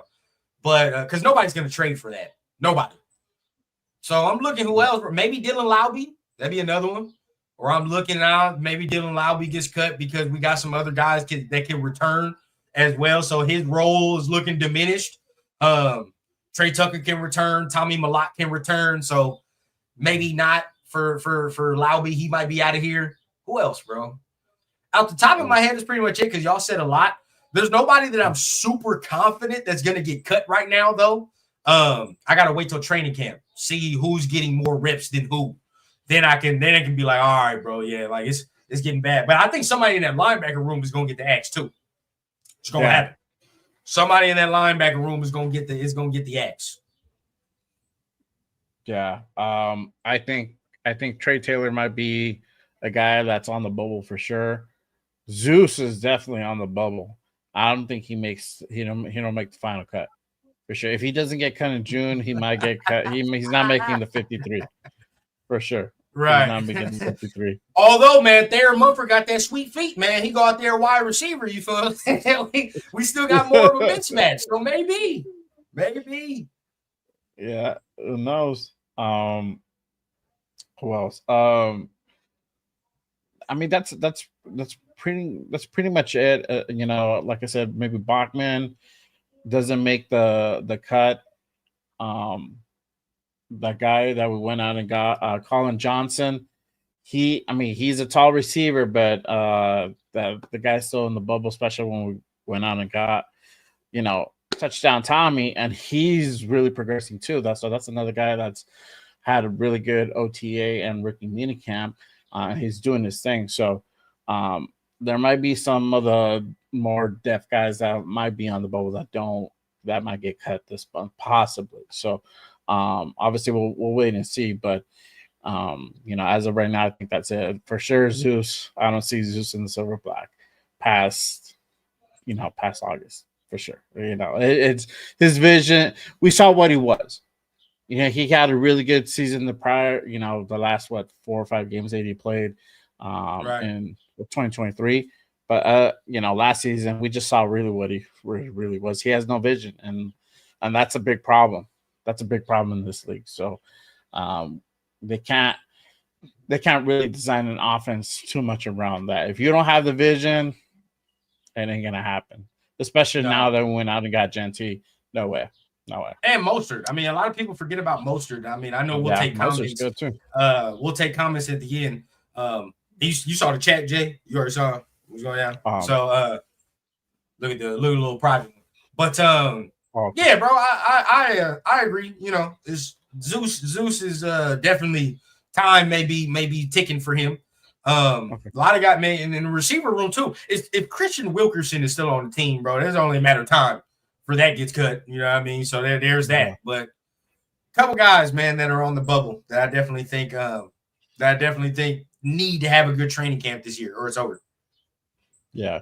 But let me go ahead and switch gears really quick. Talk about this really quick. Tom Telesco interview. So Tom Telesco was on a podcast the other day, 33rd team. He did, and he got asked questions about the draft last year, right? And so he has his. We finally get to see what his kind of mind process was during that time. So I want to go ahead and play a clip of it. Let me go ahead and share it with everyone real quick, and we'll talk about it really quick. Last year, 2024, one of the wildest drafts, especially at the top. You are the general manager of the Raiders, picking at 13 with a quarterback need, and then 6 quarterbacks go in the top 12.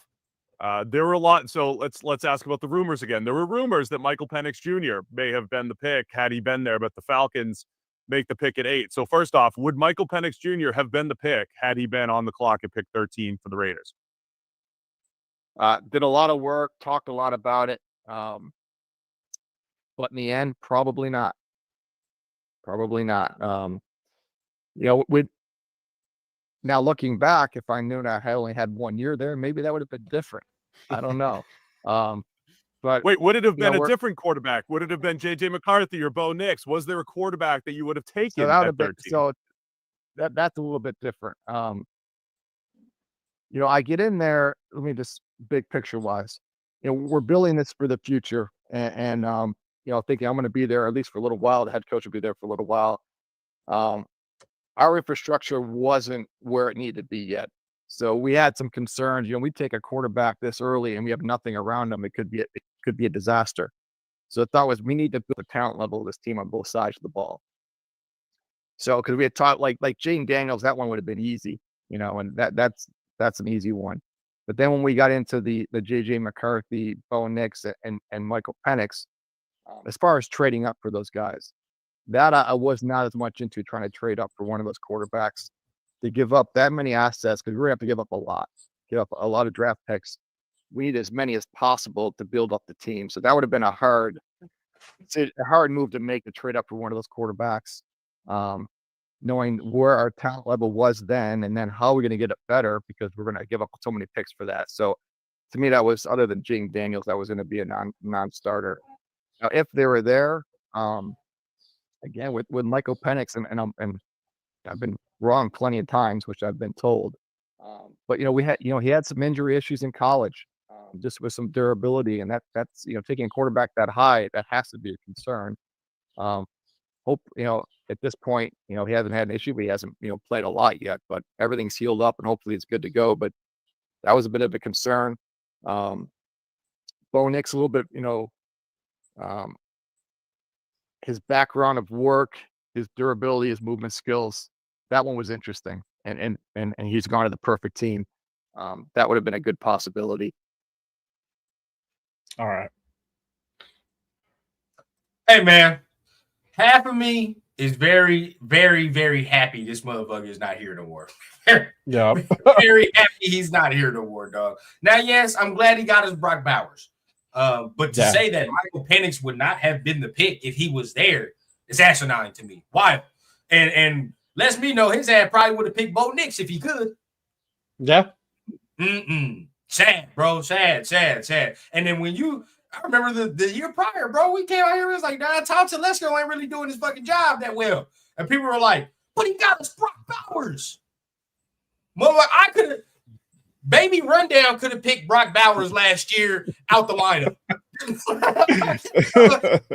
My 4-month-old could have sat there and did this with Brock Bowers and knew that was a good pick, bro. Stop it. No way, bro. I just think he wasn't looking at that quarterback position like he should have. That's probably what it was, bro. Yeah, man. Well, he got us Brock Bowers, JPJ, DJ Glaze. He did great in the draft, but unsuccessful for acquiring a starting quarterback for us. That was a big key right there. And right now, we're just having a lot of turnaround with the general managers, head coaches, all that. And we were all hyped up for AP. Even I was hyped up for AP. Bringing back the West Coast mentality and everything like that. But at the end of the day, it wasn't delivered out on the field and everything like that. And part of that was because we weren't able to acquire that bonus. Right. And that's what's going on.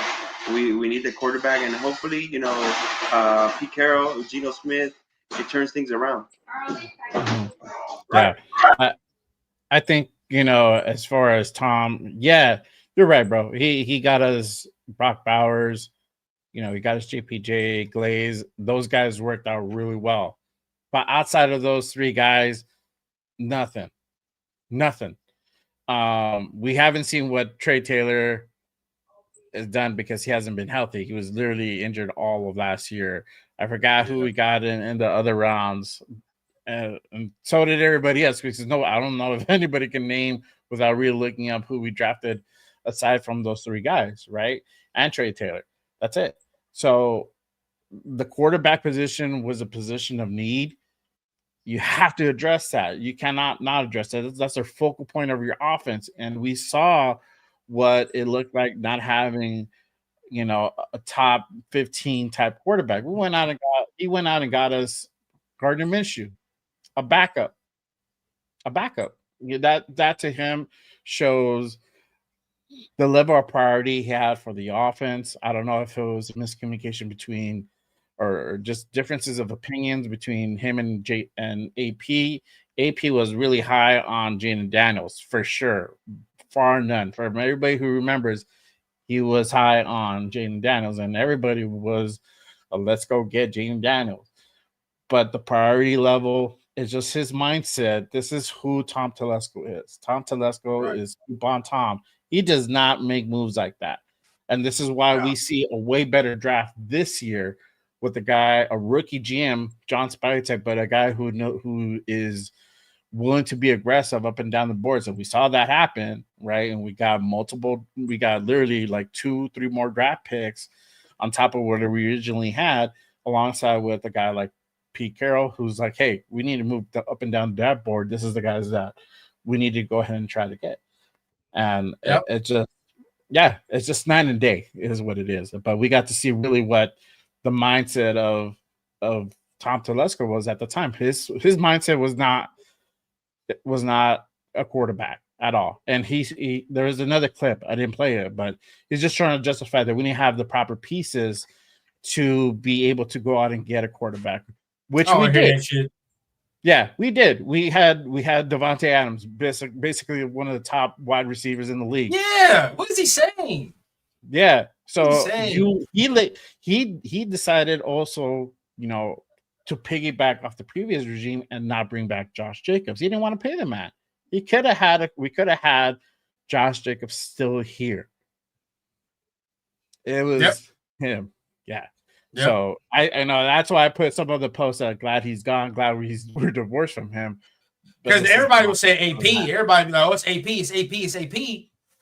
Him too. Yep. It's a little bit of Tom too, bro. He just try to make everybody like, don't look at me. Like, no, mother, it's you. It's you for sure. But yeah, I just wanted to go ahead and kind of put that out there because I know it literally came up this week where he did that interview on that podcast. So definitely a segment we wanted to go ahead and kind of bring up and talk about. But let's go ahead and move into our final segment, the spotlight. this is a time where we get to go ahead and meet our guests.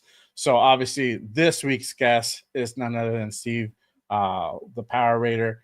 And just we're gonna go ahead and kind of get to know the man, since we Behind the Ranger mask, man. behind the man behind the Ranger mask. Yeah, exactly. So It's let me go so ahead. secretive. It's so secretive that he didn't even recognize me at the summer kickoff. You see what I'm saying? I didn't Jay see- didn't even know he was there, bro. Bro, I didn't even see him. You know what? There was people that were there that said they were there, and then I'm like, why don't you come up and say hi to me? So, That's because some of them wasn't in their shit, bro. I mean, Steve wasn't in his Power Ranger outfit. I don't know if Gorilla was in his shit. I mean, everybody was gone, bro.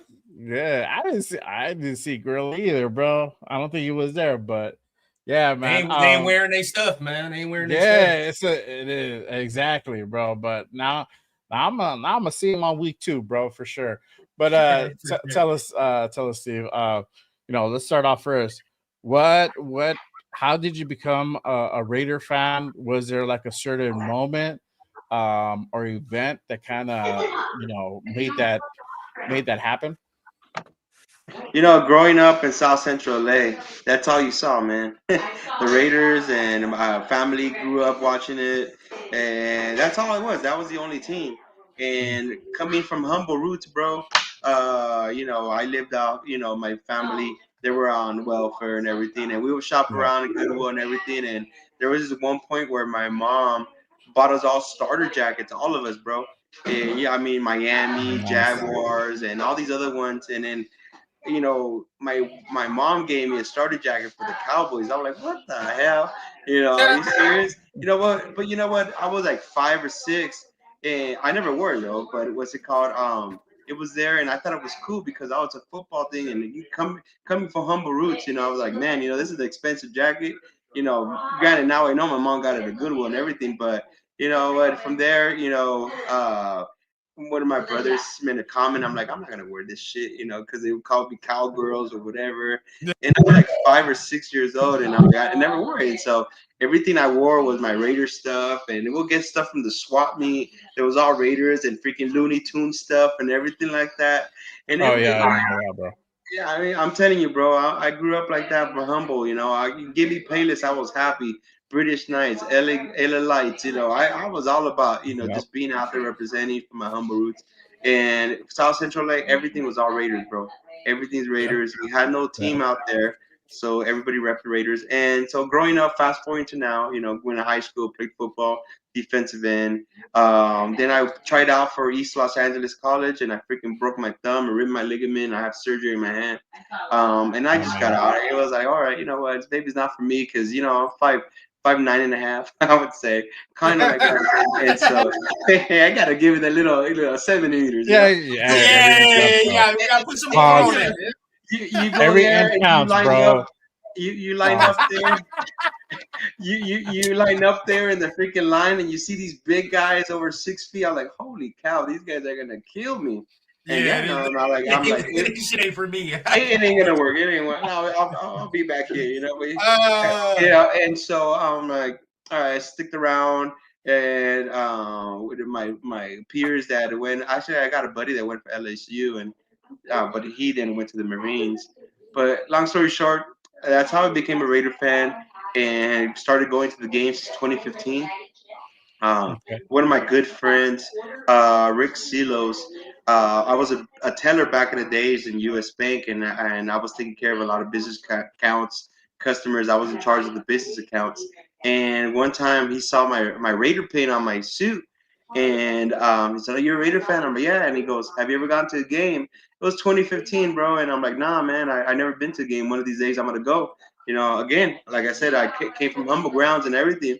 And so he invited me to the first game, and I still remember that day. We won the game, and he told me, "I invite you to every game, and you don't have to pay me a ticket for the game if we win." There was I went to so many games. Had to come out a lot of bread, huh? Oh no. Had to give him a lot of bread. He gave me the preseason tickets, but a lot of the games during the season I went with him. and we won a lot of the games. Some of Oh them, man, you like, had it on your side, bro. You oh had yeah, I luck was on a your lucky side. charm. I would go maybe like 3 games a season, and I'll go to the preseason games too. But long story short, we lost the game with the Dallas Cowboys, but he didn't charge me that ticket game because they cheated because they did the freaking That index postcard card. shit? Yeah, Yeah, index card. and so he's all like, I ain't gonna charge you that. But one of the things that I have is a great relationship with a lot of the alumni. I mean, if I go down my freaking phone book, I probably have maybe 70 alumni phone numbers. I mean, you're talking about Tom Flores, Lester Hayes, Greg Townsend. I mean, I got freaking Fred Belintikov.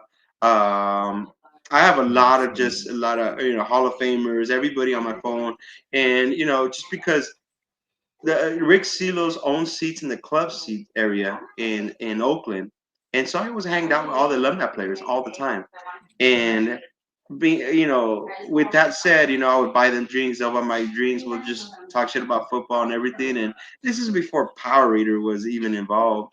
I actually had a foam helmet, and I put on my commitment to excellence flag as a freaking cape. And I would always go to all the games like that. I have some pictures like that. I should start posting them up. But a lot of pictures, and that flag is the one I carry with me. When Okay. I'm set up as Power Rater, I always hold it up, says commitment to excellence. There's, I would say, over 150, 160 signatures on that flag of just different alumni players. This Raider always a player, always a Raider, and I always have them sign my flags. And when the Raiders announced that they were moving to Las Vegas, I'm like, hell yeah, let's go.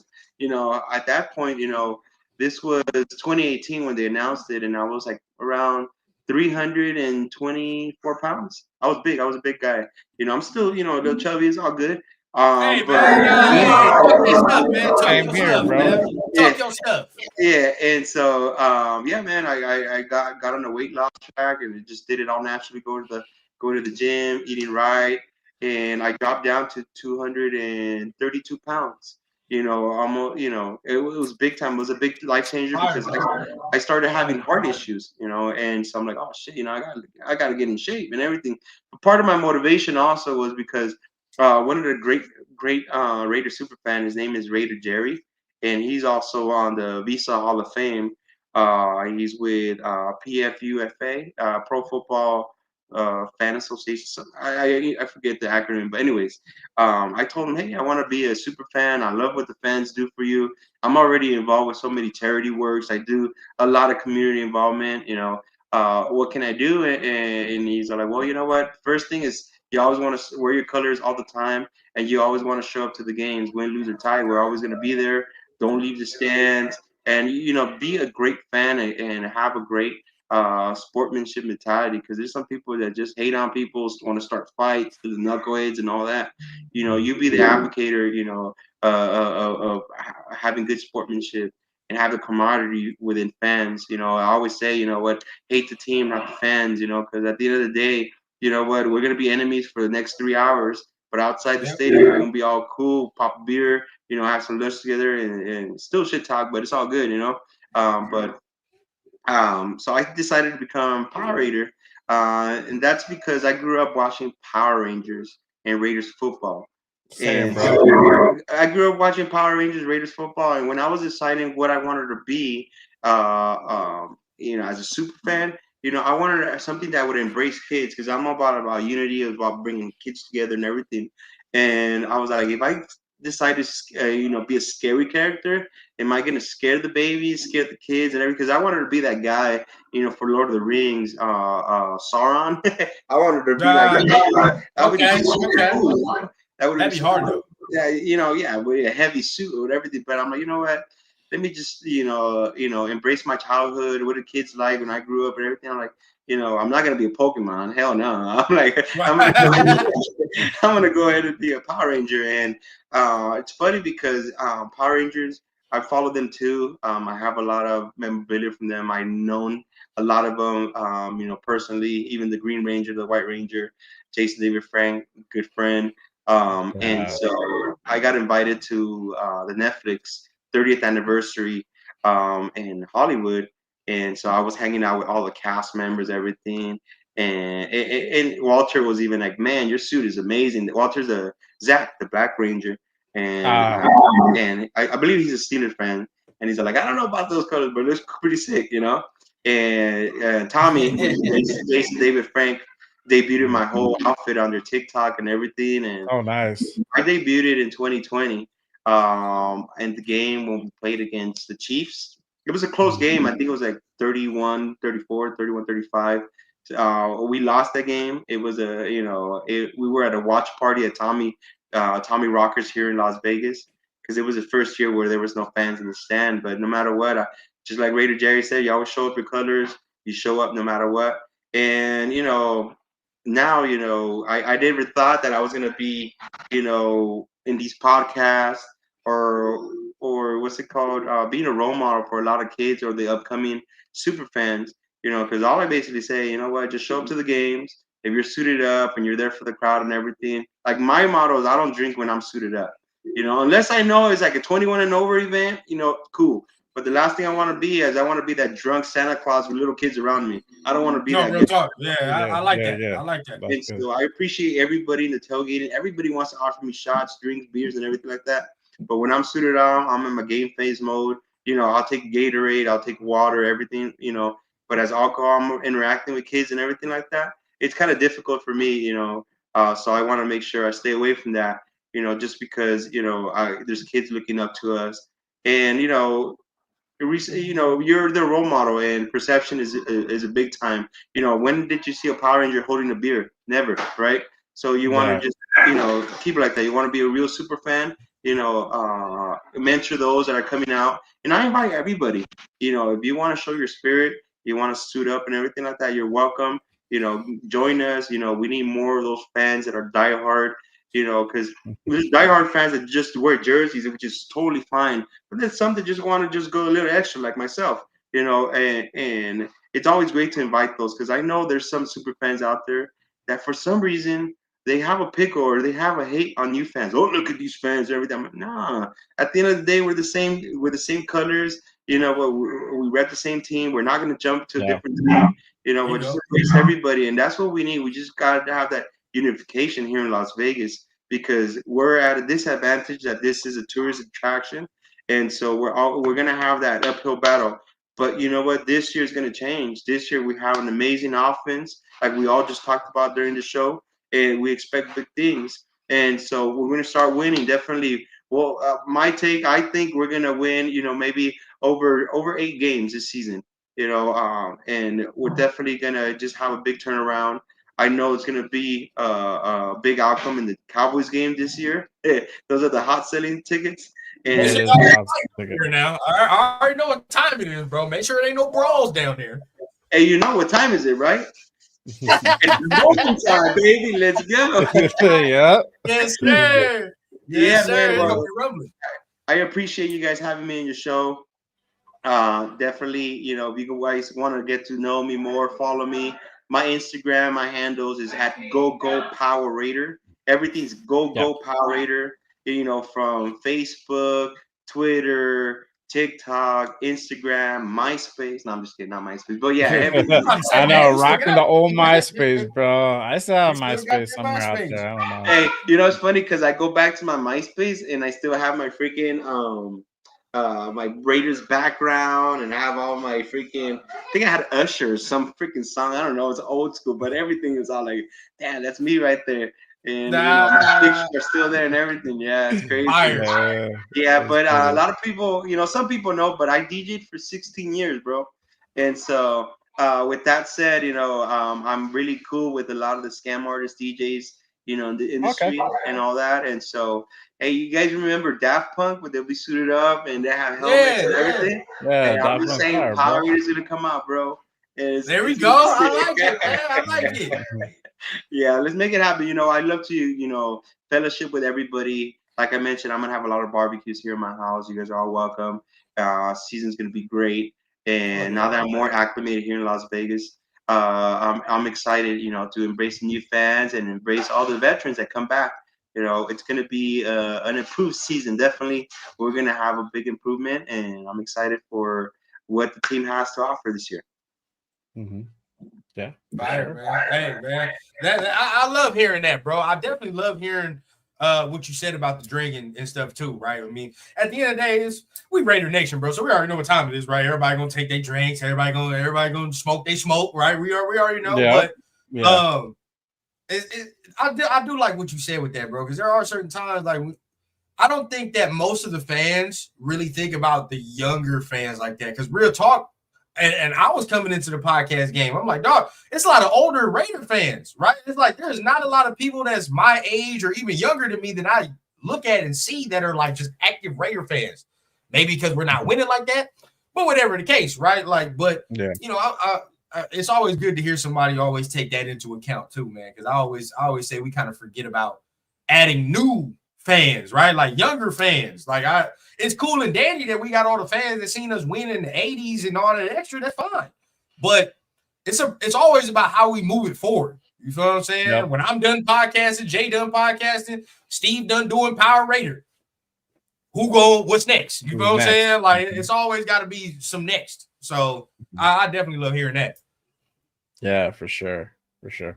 Do you want to ask the yeah. So, I know you're not all that way into the content game, but you're into the super fan game. So could you kind of maybe give us maybe backstage or look into how a super fan's life might be going to a game, you know what I mean, or meeting fans or something like that? Because for in the content game, us podcast, we gotta do it different. You know what I mean? We try to meet fans, we gotta try to make a whole ass event and do all that extra. But I mean, where y'all and the super fans, bro, like y'all can kind of set something up a little easier. So I mean, how is it meeting fans and you know what I mean, getting interaction with everybody, being a super fan? Well, definitely, man. Like, there's different content creators out there, guys.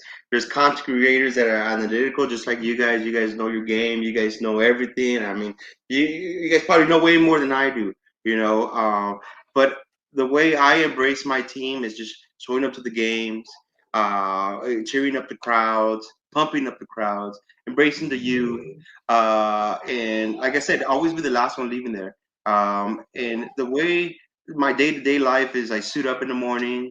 Yeah, I actually fast the whole game. I don't eat at all during the whole game at all. I'll probably take drinks here left and right, all because I have a one-piece suit. It's super hard to even go to the restroom or anything like that. It's difficult, bro. But you know what? At the end of the day, I'm there for the kids, the fans, and this will be my 4th year in a row where I give away Power Rangers during the Christmas season. I always give Power Ranger toys to the little kids all the time. I always give it back. A lot of people that do a lot of community events, they always reach out to us. As a super fan, they always want to go first to the super fans to see if they're willing to come out and show love to the fans, because those are the people that the camera highlights all the time, in the football games and everything. And so, like, that's the Raider mascot. Some people say I'm the Raider mascot. I'm not the Raider mascot. Our Raider mascot is Raider Rusher. But you know what? The fact is that they see us more on TV than the actual mascot for the Raiders. Right. And so, with that said, you know what I said? I said earlier, if the perception is there, and you don't want to be drinking, you don't want to act like a fool, you don't want to start fights, you want to have the good camaraderie, and definitely, have something in there for the fans. Like, see, when I sit down at the games, I watch the first and the second quarter. During halftime, I rush to the halftime stage and everything. That's because a lot of kids, and I tell people, hey, if you want to meet me, because they didn't meet me at the lot, at the J lot, or anywhere outside during tailgating, meet me at the Torch during halftime. You'll be able to take a picture with your kids and everything. And bro, I think like I order maybe year to date, I probably have over 12,000 patches I printed out. And maybe 5% of those I sell, and the rest I give away for free. And I probably have over maybe 20,000 stickers, and I'm not exaggerating. I can show receipts and everything. I'm like, I give away stickers like glory to everybody, bro, and to all the kids and everything. And it's just the interaction of the fans is priceless, especially for little kids that are like 6, 7 years old going to the game. They don't know what the hell they're watching, but they get a sticker, they get a patch. Oh shit, this is cool. That's what I'm saying, man. That's what I'm saying. You plant the seed, you plant the Raider seed there. You know what? That's the love I want. You know what? That's the family love. And you know what? The way I see it, everybody's here is brothers and sisters. In Raider Nation, this is our church coming Sunday. This is our church where we go, instead we skip our church and we go to the Raider Real game. talk. Real talk. That's our fellowship and everything. They take care of each other. You know what? Let's not forget about the kids, because the more we keep planting the seeds, the bigger our audience is going to be in the long run. You know, in the home games. And that disadvantage that we have right now, there's not going to be disadvantage. If we keep embracing the new fans, giving the high five to the little kids that are super fans. There's a lot of little kids super fans that suit up. You know, I always put them in the front. You know, put them in the front for the pictures and everything like that. And just give them a high five. Hey, thanks for coming. This is so cool. You know, just give them that wow factor that, hey, man, you know what, I'm repping my team, like the way I see Wonder Raider, you know, I see all these, all the little super fans that suit up. I'm like, this is really super cool just to see that, you know, and the parents get very involved with it, and the parents like to see that, you know, oh, can I take a picture with your kid and everything like that, you know, and that's what I see too, you know, when I'm walking on the tailgate, you know what, and I'm going to let everybody know here. If you're screaming my name and I can't hear you, please tap on my shoulder, because I have a helmet and sometimes I can't hear you. So don't think I'm ignoring you. Tap on my shoulder. Yeah, I'm more than happy to take pictures with everybody. So I will never say no to anybody for a picture. And if you felt that I ignored you, I do apologize. I do have a helmet. I can't hear you if you're screaming. And my helmet was a mashup of just Power Rangers and Raiders football. And if you see it, it looks like an actual football helmet mashed up, pretty cool. Pretty dope. And, but yeah, man, that's my day to day. And so during half times, I get to see everybody during at the torch. Then go back on my seats, third, fourth quarter, and a lot of the times the next day I start watching the game. I rewatch the game because I miss so many things, because people, you know, either meet me at my seat. And they're like, oh, can we take a picture, sure? And you know, the security guards, they all know me there. You know, the people that take care of crowd control and everything like that, they know people are going to come down, you know, to come and take a picture with us. And you know what, we're more than welcome to. You know, they like that. They like the just that fan love that we have, that Raider Nation love. And with that said, you know, I have that giver's mentality where, you know, giver's game mentality. You give so much to the community out there, and the Raiders see that, guys. You know, the Raiders have their own exclusive team that watches your Instagram, watches your Facebook, and trust me, I've seen it. I've seen it where they're seeing what content creators are talking shit about Mark Davis, and they see all that. You know, I see the people that I hang around with and everything, and they'll say, "Hey, tell them to tone it down here, whatever." You know, we understand people are passionate, but you know, they could transcript that message as hating the team. And so, I've come across that and everything, because I hang around with a lot of intelligent people that know Raiders football big time. You know, which you know, helps me out understanding more, you know, on the off season, you know, because I don't study as much as you guys do, you know, but I do get by with it. You know, I've been challenged before and everything like that. And, you know, I still have my Raider card. You know, there's some people, you know, that your Raider card is like more than good, bro, for sure.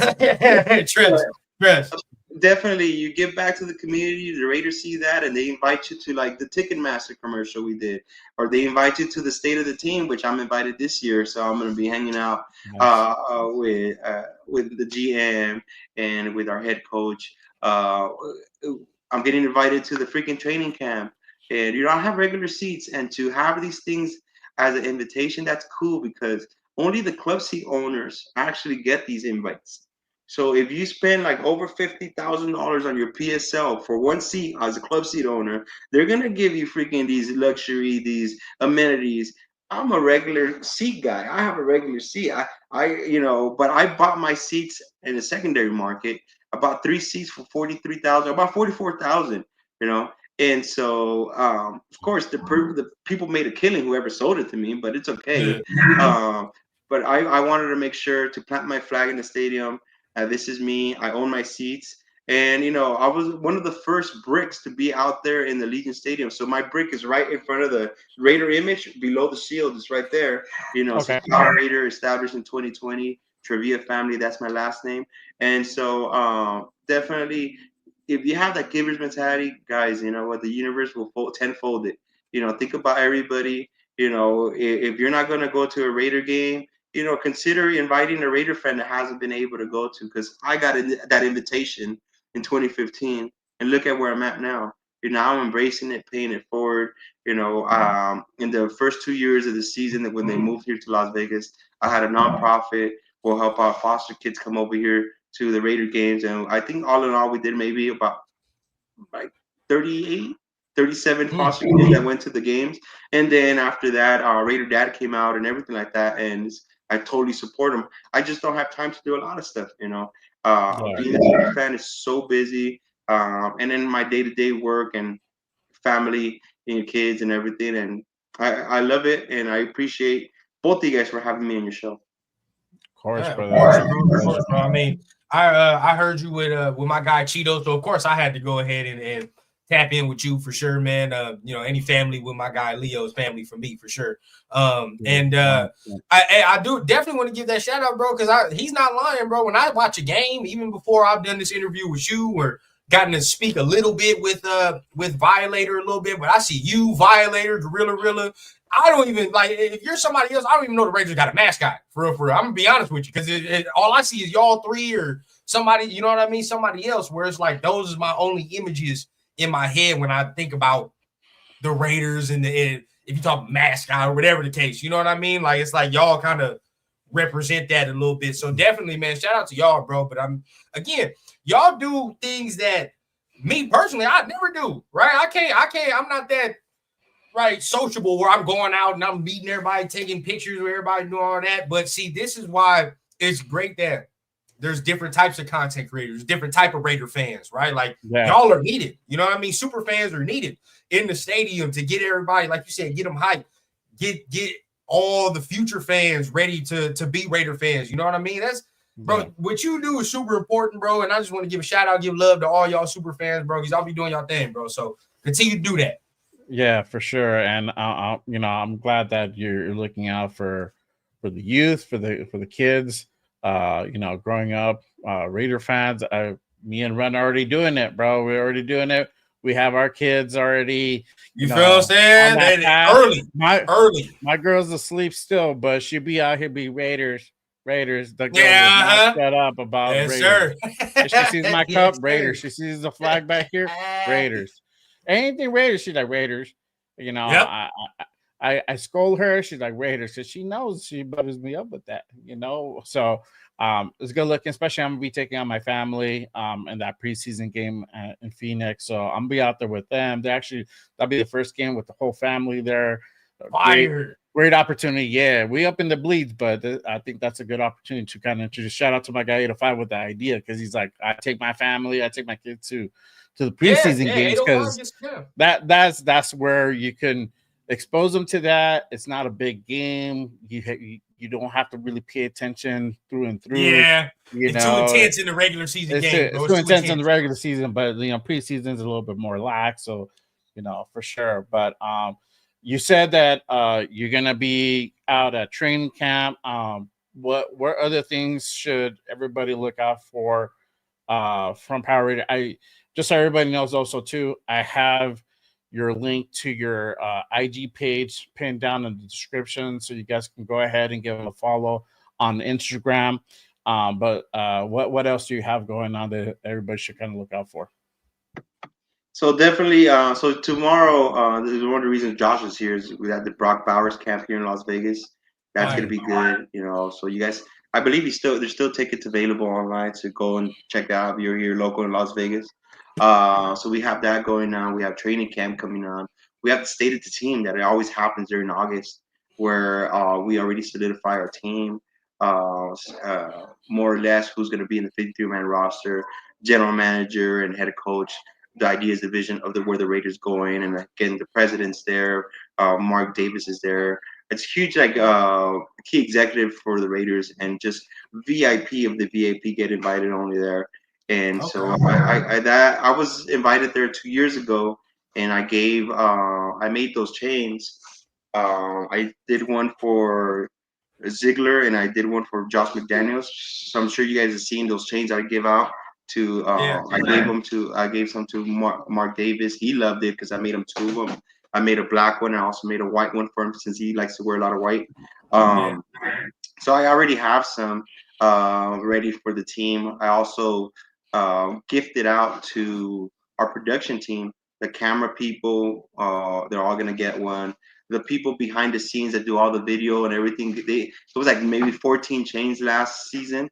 Shout out to Marcus and our Sibley Skulls that host the Talk the Nation. They all got chains.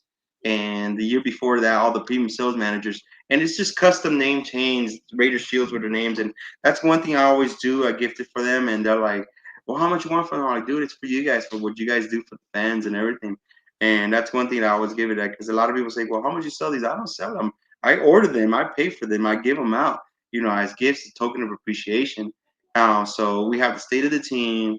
We have the Valentikov Craft Fest. That one is going to happen, I think, during the alumni weekend. So I'm not sure yet. They're still determining what's going to happen. And if you guys don't know, Fred Valentikov, Super Bowl MVP, wide receiver, he has a foundation where they give back to the athlete risk that are under, they need help with substance control, or they're in the domestic violence. There's homes out here in Las Vegas, and Fred and Angela Valentikov, they give back to this community. So I always support their charity events every year. So when you see me with my suits and tie and everything, it's because I go to these events. And then there's so many other events. You have the Ted Hendricks bowling event coming up also. You have the home opener, which is going to be crazy because it's Monday Night Football. It's just going to be an intense weekend. Parties are going to start from Thursday, Friday, Saturday, Sunday. It's going to be an experience you don't want to miss, guys. So make sure you're here starting Thursday. You don't want to come here on Friday. It's going to be too much crazy, too much traffic and everything, especially because, this team is turning around big time. You don't want to miss this opportunity, guys. So I know the Raider Crusaders have an event going on. The Black Hole has an event going on, and now they're gonna cater to different audience. They have the new school with the high candy, and then they have the old school people that kind of like the Fremont. So they're gonna have the Golden Nugget. They're gonna have events over there too, because some people like the old school Las Vegas and stuff like that. So it is still hosted by the Black Hole. So some people say, "Oh, we're gonna have to be split up." I'm like, "Nah, it's just catering to two different people." Some people just like the old school, and then and so it's going to be a lot of events coming up. We have the event going on for the school.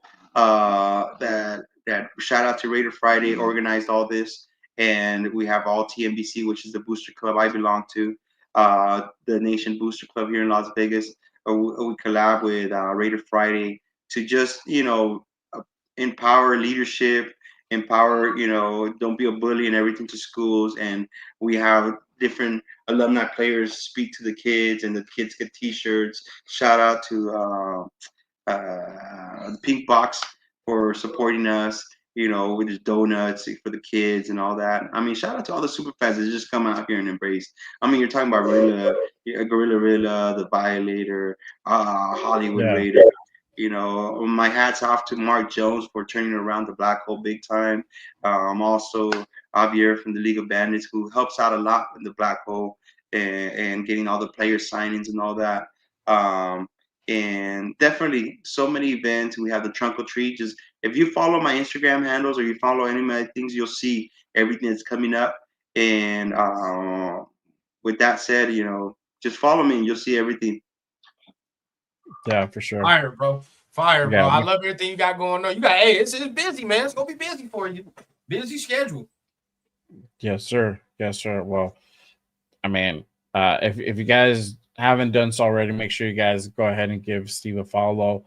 I have the link again pinned up down below in the description of both channels. And obviously go ahead and catch them at your Vegas hometown Raider. I don't know if you travel a lot, but I know you travel here and there for the away games, but for sure you're there at almost every home game, if not all the home games for sure. So I'll be there week 2. I don't think I'll be there that early. Unfortunately, I got a daddy. What's the Bears duties, game? I think I'm there week 3. Wherever the Bears game Yeah. at, that's where I'm at. He's gonna be there. Yeah, he's gonna be there That's for week that 3? Bears game. Oh, I'll yeah, be I'm there on. for the home opener. It's gonna be fire. I'll probably be there on that Sunday. I'm trying to do the home opener, bro. I'm trying. I low-key want to do it with the wife, so I don't know. Yeah, I got the okay. Sorry, I got the tickets. It's a lock. It's now it's getting my ass over there for sure. But hey, man, I want to go ahead and thank Steve Power Raider for joining us this Saturday morning. Appreciate you pulling up. I know you're a busy guy. You have a lot going on. So thank you for taking the time out of your day to go ahead and hang out and talk some Raider ball with us for sure, brother. Appreciate you. Yeah, bro. It was great to meet you, brother, man. Thank you for pulling up, man. Yeah, for sure. But I like your banner picture in the bottom. Both of you guys have your peace sign. Is it a peace sign or a victory sign for the season? I hope it's a victory. Let's just say it's a victory, bro. Let's hope that. Yeah. We just throw the V for victory, bro. That's what we're gonna call it for sure. Yeah, brother. But we're gonna link up for sure. We're gonna link up when I'm down there for sure on that week too, man. But other than that, I want to thank everybody who pulled up and joined us today. Make sure again you go ahead and catch us next Saturday for another installment of Good Morning Raiders at 10 a.m. Pacific here on YouTube on both channels. If you are new, make sure you guys go ahead and hit that like and subscribe button. It doesn't cost you anything. It's totally free. What are you waiting for? Go ahead and hit that subscribe button. Click those thumbs. It does really help to go ahead and grow the shows and grow the channel for sure. And if you really want to go ahead and really support the shows, make sure you guys go ahead and become a member. I got my link pinned up in the chat. So make sure you guys go ahead and become a member today. I'm going to be doing a raffle for all the members on my shirts. Got this one. I got the Raider Nation one. Yeah. Once we hit 10 members, we're at 6. We're going to be doing a raffle. And everybody who's a member who's going to be participating in that, totally free to you guys. So make sure you guys go ahead and become a member today for sure. But make sure you guys join us. Buttons, like Jay saying. Hitting on all the buttons. Hit them buttons, hit the notifications too. As once news goes on, we go on as well. You don't want to be left out in the dark. But join us next week as we have another guest for you guys. A guy who was here in the chat earlier, our guy, Afakasi Raider, will be our guest next week. Fire. So make sure you guys pull up all the way from Perth, Australia, repping Raiders internationally. He's going to be our guest for next week. And real quick, man, we appreciate everybody in here, man. You can be watching anything on a Saturday morning, but you're tapping in with you guys, man. So appreciate y'all as always. I already know, man. You know what I say. Don't hit the subscribe if you ain't feeling what you're hearing. But if you're feeling what you're hearing, tap in with you guys. Till then, man, like my guy Jay said, we're going to see y'all next week, of course, man. And big thanks to Power Raider, of course. For sure. All right, y'all. Thank you, guys. Peace out. Remember, just Raiders, baby. We'll see y'all on the next one. Raiders. Oh, I gotta hit him with it. Raiders. Shout out to our guy James. He was on. There you go. There we go. Oh. Yeah. All right, yeah. We'll see y'all next time. Yeah.